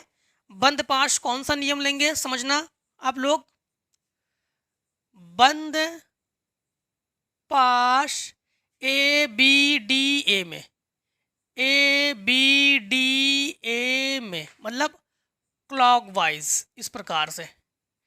तो A से B जाओगे तो ये हो जाएगा हमारे पास I1P, B से D जाओगे तो +0 धारा, और D से इधर जाओगे तो धारा इधर की ओर आ रही है तो माइनस, हम लोग कहेंगे I2R बराबर हमारे पास क्या है 0। ठीक, अब यहाँ पर इससे, क्योंकि हम लोग जानते हैं कि बंद पाश का नियम है, अब इसे उधर पक्षांतर कर देंगे तो I1P बराबर I2R। ठीक, I2R। अब यहाँ पर एक काम करते हैं, इसे इसके बटे में पहुँचा देते हैं, इसे इसके बटे में पहुँचा देते हैं। I1 बटे I2 बराबर R बटे P, समीकरण बना 1। अब ले लो यहाँ पर बंद पाश, A से लिया तो हमने B से ले रहे, कहीं से भी ले सकते हो बंद पाश। अब ले रहे हम BCDB में, BCDB में, तो B से C आएंगे, सही डायरेक्शन है I1Q, इससे रॉन्ग डायरेक्शन है तो हम लोग लिखेंगे माइनस I2 यश और +0 बराबर 0 क्योंकि ये इसमें तो नगण्य धारा बह रही ना, और यूँ आ रहे हम लोग आपकी बार। तो इससे पक्षांतर कर दो, तो I1 बराबर I2 यश, इसे बटे में पहुँचा दो। I1 बटे I2 बराबर यश बटे क्यू, समीकरण मान लो 2। तो हम लोग लिखेंगे समीकरण 1 व 2 से, 1 व 2 से मतलब ये दोनों बराबर है, तो इन दोनों को बराबर लिख सकते हैं। तो हम लोग कहेंगे R बटे P बराबर यश बटे क्यू, इसे यहाँ पर ले आओ, यश को यहाँ पर ले जाओ, तो आप लोग कहोगे R बटे यश बराबर P बटे क्यू, या कह सकते हो कि P बटे क्यू बराबर R बटे यश। बस ये निगमित करने के लिए इनका कहना था, जो कि हम लोग निगमित कर चुके हैं। ठीक है, ये व्हीटस्टोन सेतु की संतुलन अवस्था के लिए, संतुलन अवस्था के लिए फार्मूला P बटे क्यू बराबर R बटे यश, यही है संतुलन अवस्था के लिए संबंध। ठीक, अब क्वेश्चन नंबर देखो, इससे पहले इतने को शॉर्ट कर लो। क्वेश्चन नंबर हम लोग कौन सा करते हैं? अब क्वेश्चन करते हैं 5वें का घा का अथवा। ठीक, बोर्ड एग्जाम में एक करेंगे, हम लोग यहाँ पर दोनों कर रहे हैं। तो अथवा करोगे तो लिखोगे उत्तर 5 भी लिखोगे, घा भी लिखोगे और अथवा भी लिखोगे, जिससे कि बोर्ड एग्जामिनर को कोई दिक्कत ना हो। इसके अथवा में है कि हमारे पास कि एक तार 16 ओम प्रतिरोध है, एक तार का जो प्रतिरोध क्या है 16 ओम है, तो इसको प्रतिरोध को लिखेंगे हम लोग R से। तो R बराबर हम लोग क्या लिखेंगे, R बराबर 16 ओम है, और इसके बाद है इसे पिघलाकर पहले से आधी लंबाई का तार खींचा जाता है, पहले से आधी लंबाई का। तो ये काम करते इसे R1 से लिखते हैं, और L1 बराबर हम लोग L लिखते हैं, और इसके बाद है L2 बराबर आधी कर दोगे, तो L2 बराबर L/2 करोगे, और इसके बाद नए तार का प्रतिरोध ज्ञात करोगे। नए तार का प्रतिरोध जो है ये आप लोग ज्ञात करोगे। ठीक, तो R2 जो है ये आप लोग ज्ञात करोगे। ठीक, अब एक चीज यहाँ पर ध्यान रखना, क्षेत्रफल बराबर है, तो हम लोग कहेंगे A1 A2 जो है वो A के बराबर है। इसमें एक चीज, इसमें तार को पिघलाया जा रहा है, तो इसके घनत्व को मान लेते हो, माना तार का घनत्व बराबर D, क्योंकि तार को पिघलाया जा रहा है तो घनत्व में कुछ ना कुछ परिवर्तन आना है, और द्रव्यमान जो है दोनों के बराबर होना चाहिए। तो द्रव्यमान जो है हम लोग कहेंगे, द्रव्यमान जो है इसके जो दोनों तारों के है वो बराबर है। अब आप लोग जानते हो कि फार्मूला आप लोग लगा दोगे यहाँ पर A1 L1 D, A2 L2 D, D से D को करो कैंसिल, तो यहाँ पर आपके पास L1 बटे यह जगह L2 बराबर A2 बटे A1। L1 का मान हमारे पास क्या है, L1 का मान है L, L2 का मान है L बटे 2 बराबर A2 बटे A1। यहाँ पर तो हम लोगों ने दोनों A मान लिया है, अभी ज्ञात करेंगे इसे, इसे ऊपर ले जाओ, तो 2L बटे L बराबर A2 बटे A1, L से L कैंसिल, तो A2 बराबर 2A1। तो A2 का मान निकाल लिया हमने, A2 का मान हमारे पास क्या आ जाएगा 2A1। अब हम लोग यहाँ पर प्रतिरोधक का फार्मूला यूज करेंगे, रो बराबर RA बटे L, तो इसी प्रकार R1 A1 बटे L1, R2 A2 बटे L2। यहाँ पर R1 की जगह हम लोग फार्मूला 16 रखेंगे मान, A1 की जगह A1 लिख रहे हैं, L1 की जगह L लिख रहे हैं, R2 की जगह R2, A2 की जगह 2A1 लिख रहे हैं, बटे L2 की जगह L बटे 2। ठीक, तो इसे ऊपर ले जाओ, तो 16A1 बटे L बराबर R2 इंटू 2 दूनी 4 A1 बटे L, L से L कैंसिल, A1 से A1 कैंसिल, इसे बटे में पहुंचा दो, तो R2 बराबर 16 बटे 4, 4 चौको 16, तो R2 बराबर 4 ओम। क्वेश्चन नंबर अब करो कौन सा, क्वेश्चन नंबर देखो पांचवें का हम लोग करेंगे इंग्या नंबर, मतलब आखिरी। ठीक, पांचवें का इंग्या नंबर, पांचवें में आखिरी है। तो पांचवें का इंग्या नंबर क्या है? लिखेंगे उत्तर 5। 5 के इंग्या नंबर में क्या है? इंग्या नंबर में है कि धारिता के लिए व्यंजक, समांतर प्लेट संधारित्र के लिए हम लोग व्यंजक प्राप्त करेंगे। तो हेडिंग डालेंगे समांतर प्लेट संधारित्र की धारिता। क्या डालेंगे हम लोग? समांतर प्लेट संधारित्र की धारिता। धारिता को हम लोग किससे लिखते हैं? सी से लिखते हैं। धारिता किसे कहते हैं? आवेश को ग्रहण करने की क्षमता, उसकी धारिता। तो सबसे पहली बात तो हम लोग दो प्लेट लेते हैं। ठीक, दो धातु की प्लेट लेते हैं इस प्रकार से। इस धातु की प्लेट, इसे P1 नाम दे रहे हैं। इस धातु की प्लेट पर धनावेश लेते हैं। एक और धातु की प्लेट लेते हैं P2, इस पर ऋण आवेश लेते हैं। 1 2 3 4 5, 1 2 3 4 5, जितने धनावेश इस पर उतने ही ऋणावेश होंगे इस पर।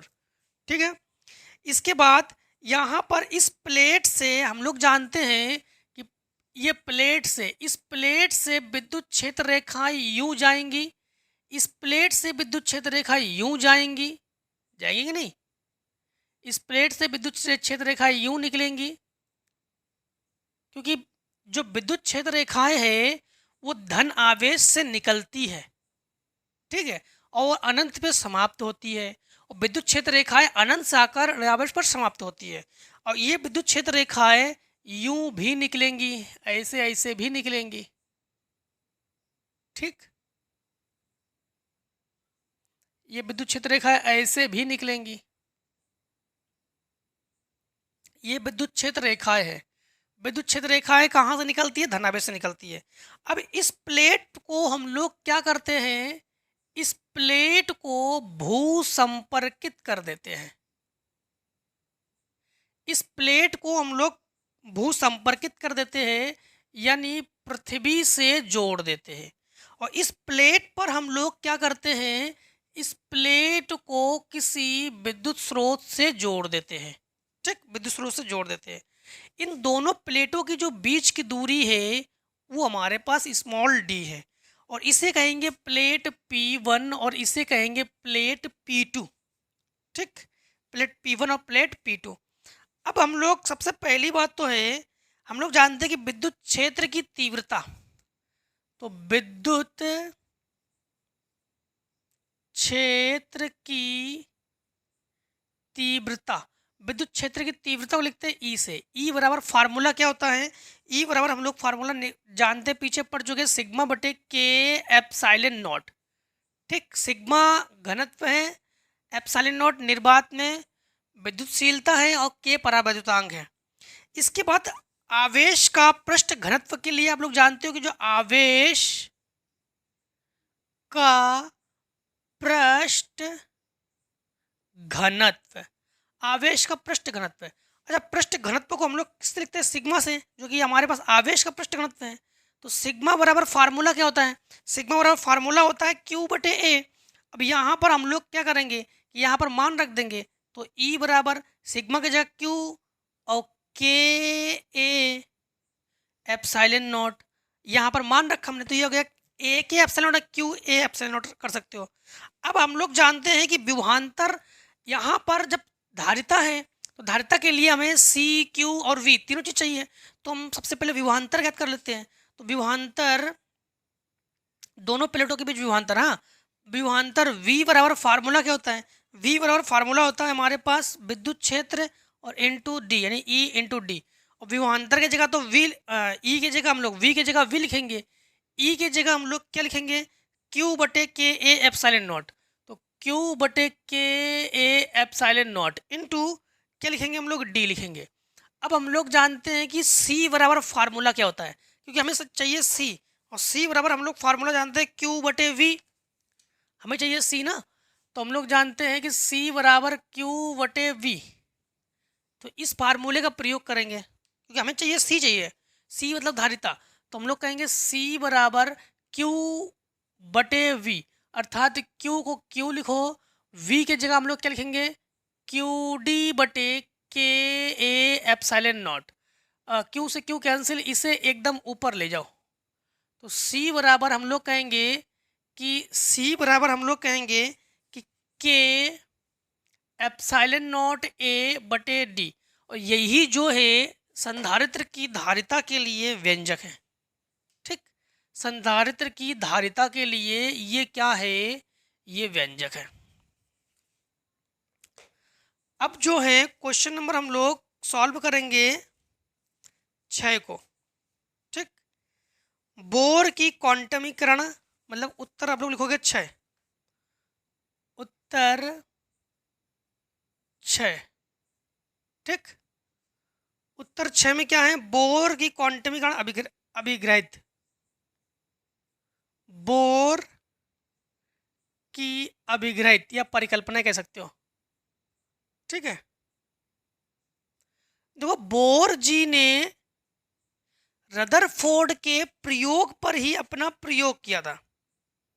ठीक, बोर जी जो है, बोर जी ने, बोर को बोहर भी कहते हैं, जो रदरफोर्ड ने अपना अल्फा कण प्रकीर्णन प्रयोग किया था, उसी प्रयोग पर बोहर जी ने अपना मॉडल प्रस्तुत किया। उस मॉडल में बोहर जी ने क्या बताया कि देखो, जैसे नाभिक के चारों ओर इलेक्ट्रॉन चक्कर लगाते हैं, बिल्कुल सही बात है, लेकिन इनका कहना है बोहर की क्वांटमीकरण, तो बोहर के क्वांटमीकरण सिद्धांत। ठीक, तो बोहर के क्वांटमीकरण सिद्धांत में बोहर ने किसके प्रयोग पर प्रयोग किया था, रदरफोर्ड के अल्फा कण प्रकीर्णन प्रयोग जो है, उसी प्रयोग पर इन्होंने अपना प्रयोग दिया। बोहर जी के अनुसार इलेक्ट्रॉन अपने नाभिक के चारों चक्कर लगाते लगाते इलेक्ट्रॉन को जब बाहर से ऊर्जा मिलती है, तो इलेक्ट्रॉन अपने कक्षा को छोड़कर किसी दूसरी कक्षा में संक्रमण कर जाता है, और वहां पर मात्र 10⁸ सेकेंड तक ठहर कर फिर इलेक्ट्रॉन जो है अपने नीचे कक्षा में फिर पुनः लौट आता है। ठीक है, और बोहर जी के अनुसार इलेक्ट्रॉन की जो कक्षाएं हैं वो स्थायी कक्षाएं हैं, अपने स्थायी कक्षा में चक्कर लगाते हैं, और बोहर जी के अनुसार जो कोणीय संवेग है ये h/2π का पूर्ण गुणज होता है। ठीक है, ये बोहर जी ने नियम दिया था। इसके बाद बोहर मॉडल के परमाणु मॉडल की कमियां क्या हैं कि बोहर के परमाणु मॉडल से एक इलेक्ट्रॉन वाले परमाणु की वर्णक्रम की व्याख्या की जा सकी, एक इलेक्ट्रॉन की मतलब हाइड्रोजन के लिए, बाकी यह जटिल परमाणुओं के वर्णक्रम की व्याख्या नहीं कर सका। बोहर की कमियां है ये। इसके बाद वर्णक्रम की सूक्ष्म संरचनाओं को बोहर मॉडल से नहीं समझाया जा सका। ठीक है, फिर जीमेन तथा स्टार्क प्रभाव की व्याख्या बोहर मॉडल से नहीं की जा सकी। ये सब क्या है, बोहर मॉडल की कमियां। इसके बाद इन्होंने ये भी पूछा है हमसे, क्वेश्चन नंबर देखो 6 का अथवा, तो एक काम करो, इतने को पहले शॉर्ट कर लो, फिर 6 का अथवा को करते हैं हम लोग। नंबर जो है हम लोग 6 का अथवा करेंगे। 6 का अथवा में क्या है, तो लिखेंगे उत्तर 6 और अथवा। 6 के अथवा में दो क्या है हमारे पास, निरपेक्ष ताप कैपिटल टी पर किसी कण की ऊर्जा केटी की कोटि की है।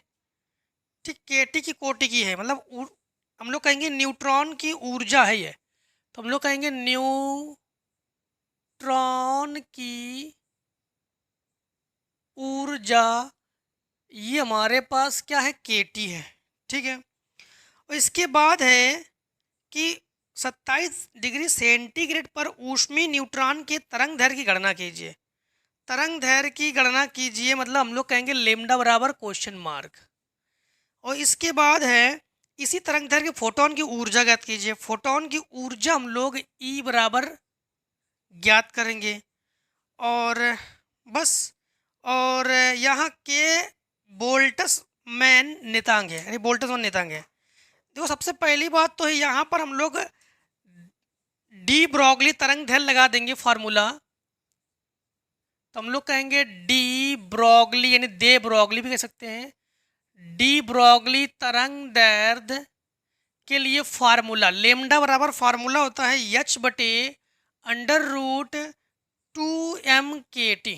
ठीक, यहाँ पर हम लोग मान को रखते हैं, लेमडा सबसे पहले ज्ञात कर रहे हैं ना हम लोग, तो एच का मान 6.6 10 की घात -34 बटे अंडर रूट 2 इंटू यम क्या है, यम जो है द्रव्यमान है, और द्रव्यमान का मान हमारे पास, तो हम लोग कहेंगे इलेक्ट्रॉन का द्रव्यमान है हमारे पास 1.67 इंटू 10 की घात -27 इंटू जो के है ये बोल्ट्जमान नियतांक है, और बोल्ट्जमान नियतांक का मान 3.8 इंटू 10 की घात -23 होता है। ठीक है, और इंटू कैपिटल टी पर हम जो ताप है हमारे पास, ये हमारे पास ताप जो है 27 डिग्री सेंटीग्रेड है। तो जब ताप जो है 27 डिग्री सेंटीग्रेड है तो इसे हम लोग 273 इसमें जो है जोड़ लेंगे, तो ताप जो है हमारे पास, हम लोग कहेंगे कि ताप जो है ये हमारे पास 300 केल्विन हो गया। तो यहाँ पर ताप हम लोग क्या लेंगे 300, और दशमलव हटा के 2 जीरो बढ़ा लेंगे, 2 जीरो इससे कैंसिल कर लेंगे।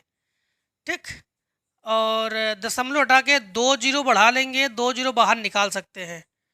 चलो, तो जब इसको हम लोग कंप्लीटली सॉल्व करेंगे इसे, तो ये हमारे पास लेमडा का मान आ जाएगा 1.775 एंगस्ट्रॉम। ठीक है, लेमडा का मान। अब फोटोन की ऊर्जा हम लोग ज्ञात करेंगे।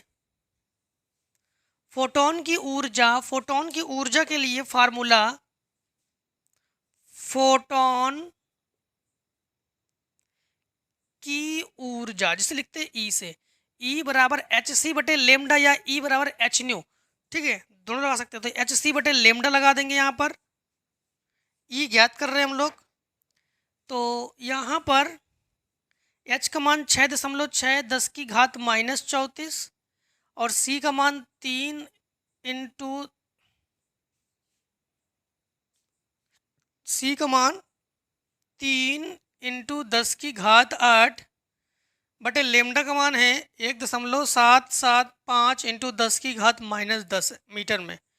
तो ई बराबर जब इसे सॉल्व कर लोगे तो आपके पास आ जाएगा 6968 electron volt, 6968 electron volt.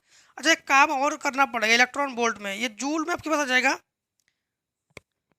Joule में रख लेना, इलेक्ट्रॉन वोल्ट को मत चेंज करो, जूल में रख देना। जूल में आपके पास आ जाएगा 11.15 11.15 इंटू 10 की घात -16 जूल। ठीक, बस यही आंसर रख लेना, इलेक्ट्रॉन वोल्ट में चेंज करने की जरूरत नहीं है। अब देखो क्वेश्चन नंबर हम लोग करेंगे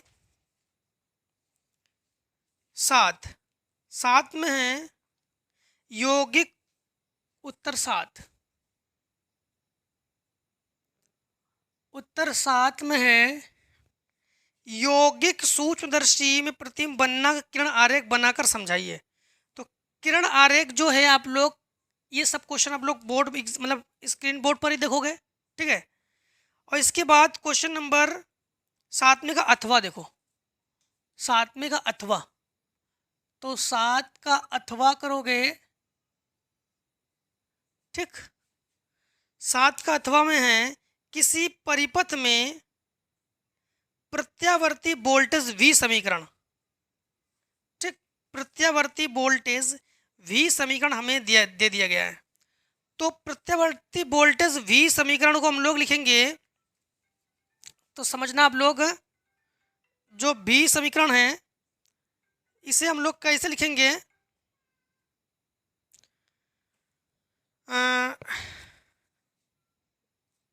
V बराबर 40 साइन, V बराबर 40 sign 100 pi T, 100 pi T. ठीक, और क्या दिया गया हमारे पास, टी सेकेंड में समय बोल्ट था टी माइनस वी ग्राफ उचित पैमाने पर पूरे चक्र के लिए बनाइए। वोल्टेज के लिए वर्गमाद मूल मान आप लोग ज्ञात कीजिए। वर्गमाद मूल मान जो है हम लोग ज्ञात करेंगे। तो यहां पर समझना आप लोग, सबसे पहली बात तो है हम लोग एक फार्मूला जानते हैं कि v बराबर V naught sine omega T से जब हम लोग तुलना कर लेंगे तो यहां पर आप लोग तुलना जब करोगे तो v नॉट बराबर 40 है और ओमेगा बराबर 100 पाई है। अब हम लोग साइन के लिए दिए गए हैं तो साइन के लिए ग्राफ खींचेंगे हम लोग। सबसे पहले हम लोग वी आर एम एस ज्ञात कर लेते हैं, वर्गमाद मूल मान। तो वी आर एम एस बराबर फार्मूला होता है वी नॉट बटे अंडर रूट 2। ठीक, वी नॉट बटे अंडर रूट 2 और वी नॉट का जो मान है हमारे पास तो हम लोग कहेंगे वी आर एम एस बराबर वी नॉट का मान है 40 बटे ये अंडर रूट 2। अंडर रूट 2 का ऊपर नीचे गुणा कर लो तो वी आर एम एस बराबर 40 अंडर रूट 2 बटे 2। ये काटेंगे तो ये हमारे पास 20। तो वी आर एम एस बराबर हम लोग कहेंगे 20 अंडर रूट 2 या वी आर एम एस बराबर हम लोग कहेंगे 20 इंटू 1.414। ठीक, ये हमारे पास अंडर रूट 2 का मान है। तो वी आर एम एस बराबर जब इन दोनों को गुणा करेंगे तो 28.2 वोल्ट आ जाएगा हमारे पास। ठीक, 28.2 वोल्ट। अब इसके लिए हम लोग ग्राफ खींचेंगे, इसके लिए ग्राफ खींचेंगे। देखो जैसे यहां पर साइन के लिए ग्राफ यहां से उठाते हैं, कॉस के लिए यहां से उठाते हैं। तो यूं ग्राफ ड्रॉ करेंगे हम लोग। ठीक, यूं ग्राफ को ड्रॉ करेंगे तो ग्राफ में यहां पर समझना, तो यहां पर हम लोग कहेंगे जो वोल्टेज का शिखर मान है, ये वोल्टेज का शिखर मान हमारे पास क्या है वी नॉट जो कि 40 है। तो वोल्टेज का जो शिखर मान है ये हमारे पास 40 वोल्ट है। ठीक है, ये हमारे पास 40 वोल्ट है। तो फिर यहाँ पर हमारे पास यहाँ का जो शिखर मान है तो फिर -40 वोल्ट होना चाहिए। ये V के लिए है, यहाँ पर मान क्या हो जाएगा हमारे पास 0। यहाँ पर मान क्या हो जाएगा हमारे पास 0। ठीक, ये प्लस V के लिए है, यहाँ पर ये -V के लिए है। ठीक, और इसके बाद यहाँ पर आप लोग समझना कि जब ग्राफ खींचेंगे तो यहाँ पर ये समय के लिए लेते हैं हम लोग, समय को लिखेंगे t और ये सेकेंड में। ठीक, ये समय के लिए है और ये विभवांतर के लिए है। तो यहाँ पर जब हम लोग एक बॉक्स को ड्रॉ करते हैं, इस बॉक्स में हम लोग लेंगे समय लेंगे जो कि सेकेंड में है, वोल्टेज लेंगे जो कि वोल्ट में है। अब अगर हम लोग t बराबर 0 समय में तो फिर विभव का मान में 0 ही रहेगा, कोई काम नहीं होगा यहाँ पर। ठीक, इसके बाद हम लोग कहेंगे कि t बराबर कुछ ना कुछ समय लग रहा है हमारे पास t बराबर। अब t बराबर समय क्या लग रहा है समझते जाना। हमारे पास पहले 40 वोल्ट, तो 40 वोल्ट के लिए यहाँ पर ये जो महत्तम मान है यहाँ पर, तो यहाँ पर मान होना चाहिए, यहाँ पर मान हो जाएगा हमारे पास 1/200। ठीक, फिर इससे कम करो तो यहाँ का मान हो जाएगा 1/100 सेकेंडों में। फिर इससे यहाँ पर कम करो तो यहाँ पर हो जाएगा हमारे पास 3/200 सेकेंड। फिर यहाँ तक पहुँचने में 1/50 सेकेंड। ठीक, इस प्रकार से हम लोग इधर की ओर बढ़ेंगे। तो इसी ग्राफ को जब कंप्लीट करते करते जाएंगे तो पहले 1/200 में हमें मिला 40 वोल्ट, फिर 1/100 में हमारे पास 0, यहाँ पर है तो 0। फिर हम लोग कहेंगे 3/200, 3/200, 3/200 पर हमें मिला -40, -40। और इसके बाद हम लोग 1/50 सेकेंड, 1/50 में फिर से 0। ठीक, तो इस प्रकार से हम लोग ग्राफ को ड्रॉ कर लेंगे। और इसके बाद इन्होंने क्वेश्चन नंबर 8, उत्तर 8 में पूछा हमसे, उत्तर 8, उत्तर 8 में है चुंबकत्व का परमाणविक मॉडल क्या है। ठीक, चुंबकत्व का परमाणु मॉडल। तो चुंबकत्व का परमाणविक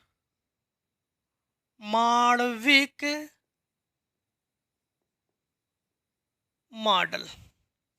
ठीक, चुंबकत्व का परमाणविक मॉडल। अगर चुंबकत्व का परमाणविक मॉडल क्या है तो इसको जो है आप लोग देख सकते हो, इस प्रकार से लिखोगे।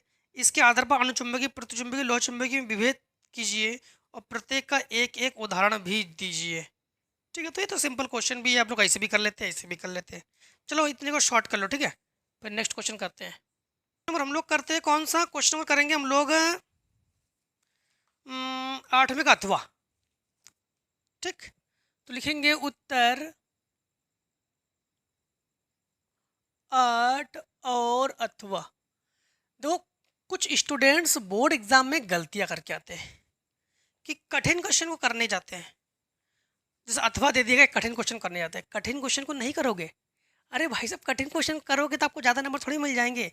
जैसे मान लो कि 8वें 5-5 नंबर क्वेश्चन है, तो अगर 8वें का अथवा करोगे या उसके 8वां नंबर करोगे तो आपको 5 की जगह 10 नंबर थोड़ी मिल जाएंगे। मिलेंगे 5 ही नंबर को, 5 ही नंबर। जो क्वेश्चन सरल हो उसी को करो, जो कठिन हो उसको पीछे मत पढ़ो, है ना।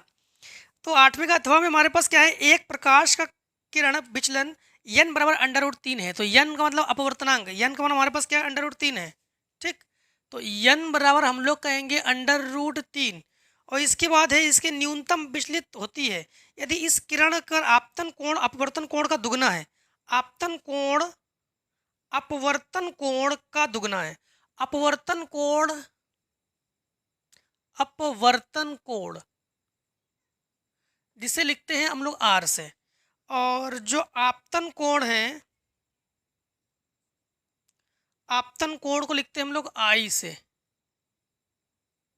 आपतन कोण जो है इसे लिखते हैं I से। इनका कहना है कि आपतन कोण अपवर्तन कोण का दुगना है। आपतन कोण जो है ये अपवर्तन कोण का दुगना है। ठीक, ठीक है, दुगना है। तो प्रिज्म है, तो प्रिज्म का कोण तथा अपवर्तन कोण क्या होंगे। प्रिज्म का कोण, सबसे पहली बात तो देखो, एक चीज फार्मूला ध्यान रखना कि जो अपवर्तन कोण है, अपवर्तन कोण R बराबर A/2 होता है।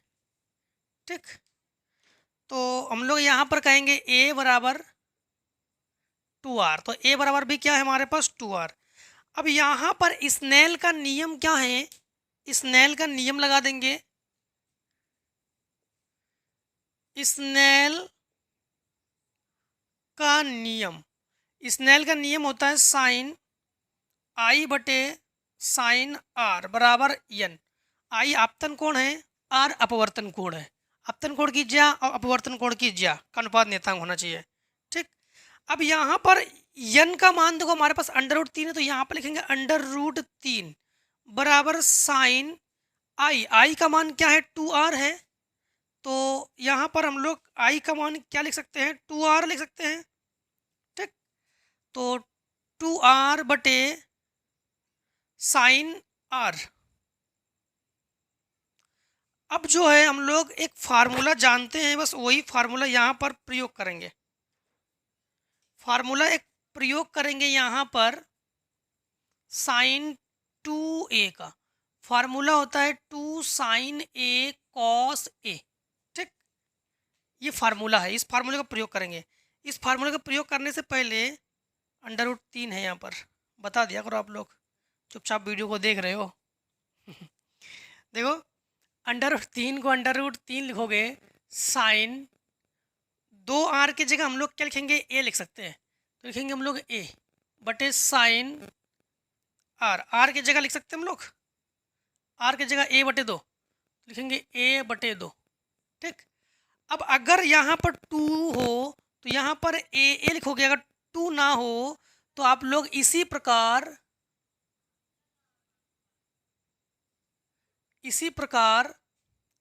साइन ए का formula 2 sign AY2 cos AY2, तो अंडर रूट 3 बराबर ये हो जाएगा हमारे पास 2 साइन AY2 कॉस AY2 बटे साइन AY2 से साइन AY2 कैंसिल, 2 को इसके बटे में ले आओ, कॉस AY2 बराबर अंडर रूट 3 बटे 2, कॉस AY2 बराबर, ये कॉस 30 का मान है, ये कॉस कितने अंश का मान है, 30 अंश का।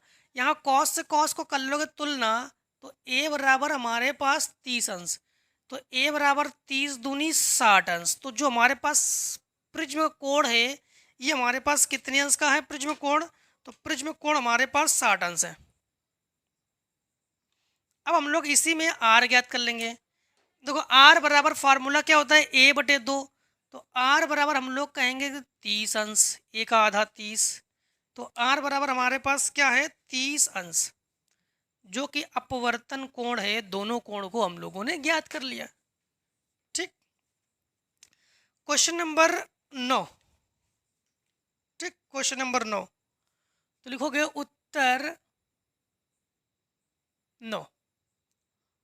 उत्तर 9 में क्या है, उत्तर 9 में है कि पी टाइप एन टाइप के अर्धचालकों के आवेक्षणों की तुलना कीजिए। पी टाइप किसे कहते हैं, जिसमें बहुसंख्यक कोटर हो, और एन टाइप किसे कहते हैं, जिसमें बहुसंख्यक इलेक्ट्रॉन हो, उसे एन टाइप कहते हैं। इन दोनों की आवेक्षणों की तुलना कीजिए और अर्ध तरंग दिष्टकारी के रूप में इन्हें परिपथ आरेख खींच कर समझाइए।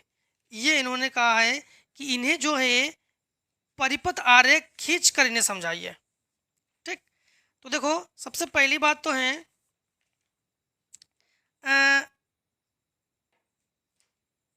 परिपथ आरेख जब खींचोगे तो सबसे पहली बात तो है इससे प्रत्यावर्तित धारा हर आधे चक्र में एक बार, तो इसमें 2 डायोड लगाते हैं ना ट्रांसफार्मर कुंडलियों में, तो इसमें यूं धारा प्रवाहित होती है।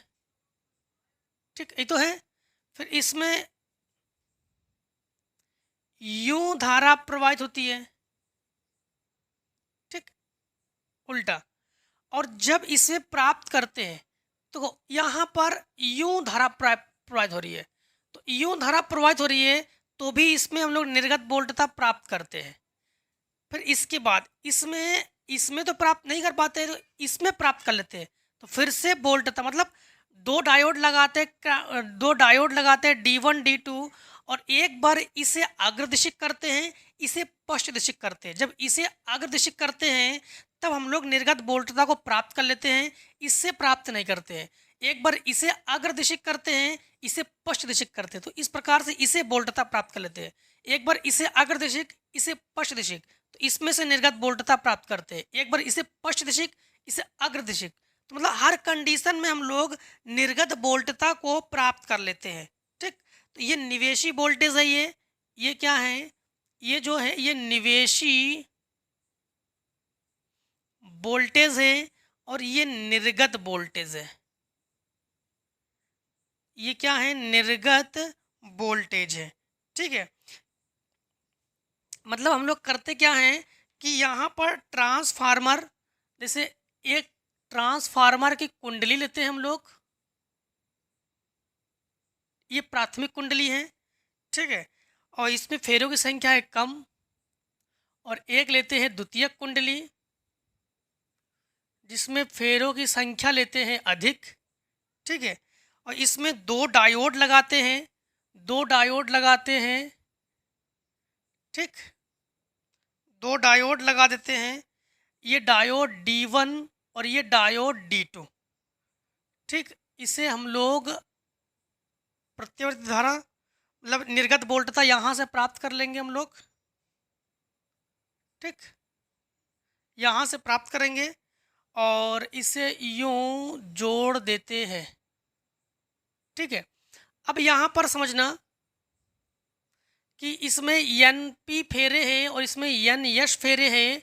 इसमें से वोल्टेज को हम लोग क्या करते हैं, प्रत्यावर्ती वोल्टेज जो है, प्रत्यावर्ती वोल्टेज को यहाँ से इनपुट कराते हैं। यहाँ से इनपुट का मतलब होता है निवेशी कराते हैं, और यहाँ से हम लोग आउटपुट कराते हैं, मतलब यहाँ से निर्गत कराते हैं। तो जब हम लोग ट्रांसफार्मर की इस कुंडली से हम लोग प्रत्यावर्ती धारा को देते हैं, तो अन्योन्य प्रेरण के कारण इस कुंडली से इस कुंडली में धारा उत्पन्न हो जाती है। ठीक है, और एक बार क्या होता है कि एक बार ये D1 होता है अग्रदिशिक, तो उस समय D2 होता है पश्चदिशिक। जब D1 अग्रदिशिक होता है तो निर्गत वोल्टता हम लोग प्राप्त कर लेते हैं। जब D2 अग्रदिशिक होता है तो D2 से भी, मतलब हर कंडीशन में एक बार देखो, एक बार जब ये अग्रदिशिक होगा और ये पश्चदिशिक होगा तो इससे हम लोग वोल्टेज प्राप्त नहीं कर पाएंगे, इससे कर लेंगे। एक बार इसे, मतलब हम लोग क्या करते हैं, बार बार एक बार इसे प्लस सिरे से जोड़ देते हैं, इसे माइनस सिरे से जोड़ते हैं, इसे प्लस सिरे से जोड़ते हैं, इसे माइनस सिरे से जोड़ते हैं। हम जोड़ेंगे नहीं, मतलब ये स्वतः प्रक्रम है, मतलब स्वतः होने वाली क्रिया है। मतलब एक बार ये D1 प्लस में, D2 माइनस में, D2 प्लस में, D1 माइनस में। जब D1 प्लस में हो जाए तो हम लोग निर्गत वोल्टता को प्राप्त कर लेते हैं। जब D2 प्लस में हो जाए तो भी निर्गत वोल्टता को प्राप्त कर लेते हैं। इसी कारण हम लोग देख पाते हैं हर कंडीशन में ट्रांसफार्मर में हम लोग निर्गत वोल्टता को प्राप्त कर सकते हैं। ठीक है, इसके बाद देखो क्वेश्चन नंबर हमारे पास